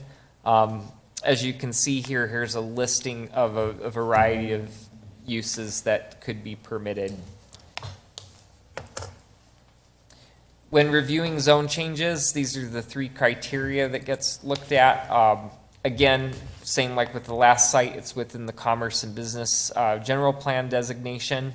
I-1 is appropriate for commerce and business. And it follows the same goals and action steps as the previous zone change, with the fact that this area is very close to the interchange and it's somewhat close to rail. It doesn't have rail access specifically, but there's a lot of potential industrial type uses that would be appropriate here.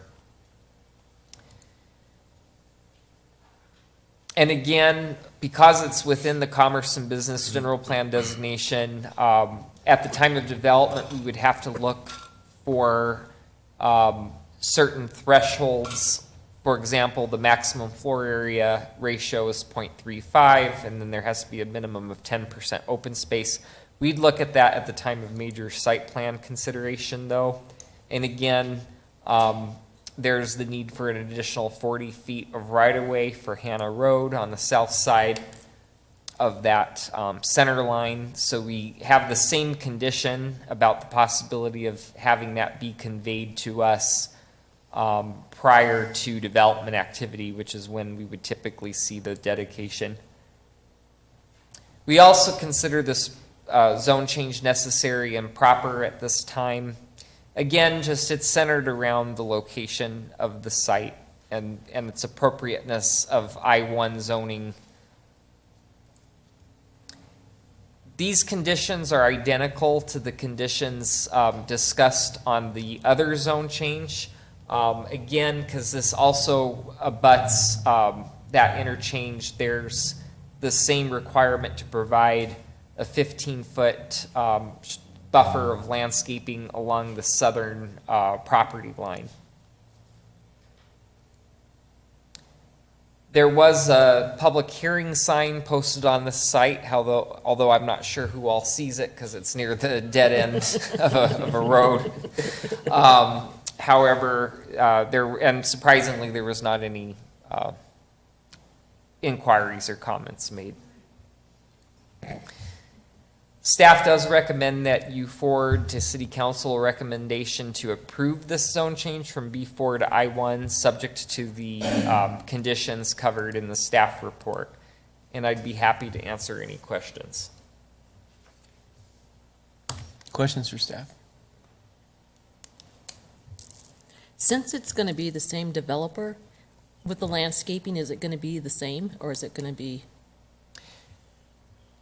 Great question. So there's a possibility that it would be the same landscaping. It's ultimately, they're same developer potentially, but they're different parcels. So one thing that will help tie it together is that both zone changes require a spacing pattern of every 30 feet. So you're going to see that same pattern of plantings across that area. We have, so it will be required the same 15-foot landscape buffer along the same depth and then interchange. same spacing, yeah. Okay. For continuity. All right. Applicant? Public. Close the public portion. Any other questions for staff?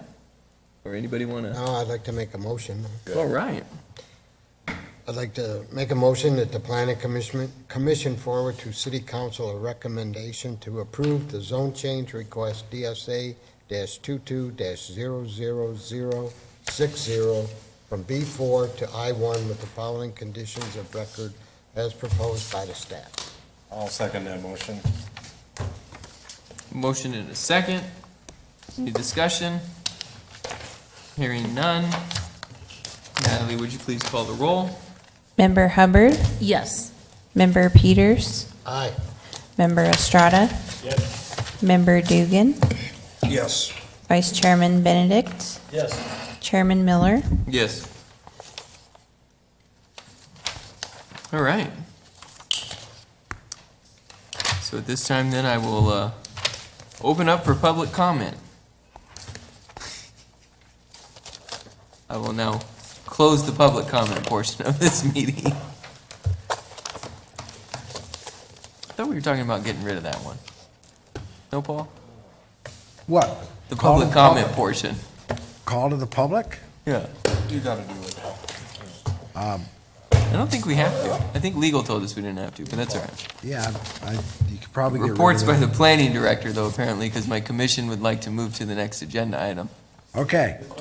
So, from a report, staff approved one minor amendment to a major site plan for Abbott Labs. And city council approved a number of zone changes and subdivision variances that the commission had recommended to them. So I think they had enacted everything that you recommended. And doing reports, you have your building permit report and your land use application report for April fiscal year and calendar year. That's all I have. All right. Any questions, comments, grabs, grunts, or moans? Question? Yeah. Did the city council approve all those on the consent agenda? Or did they discuss them? So on the variances for block length, we do put those on consent. If it's an ordinance, we do not put them on consent. Thank you. When are they gonna vote on that, living, the 55 block community that they wanna change to have it all open? That hearing will be May 16th. Excuse me? May 16. Okay.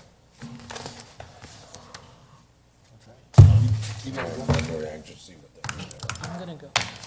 Okay? Yeah? Move to adjourn? Second. All in favor? Aye.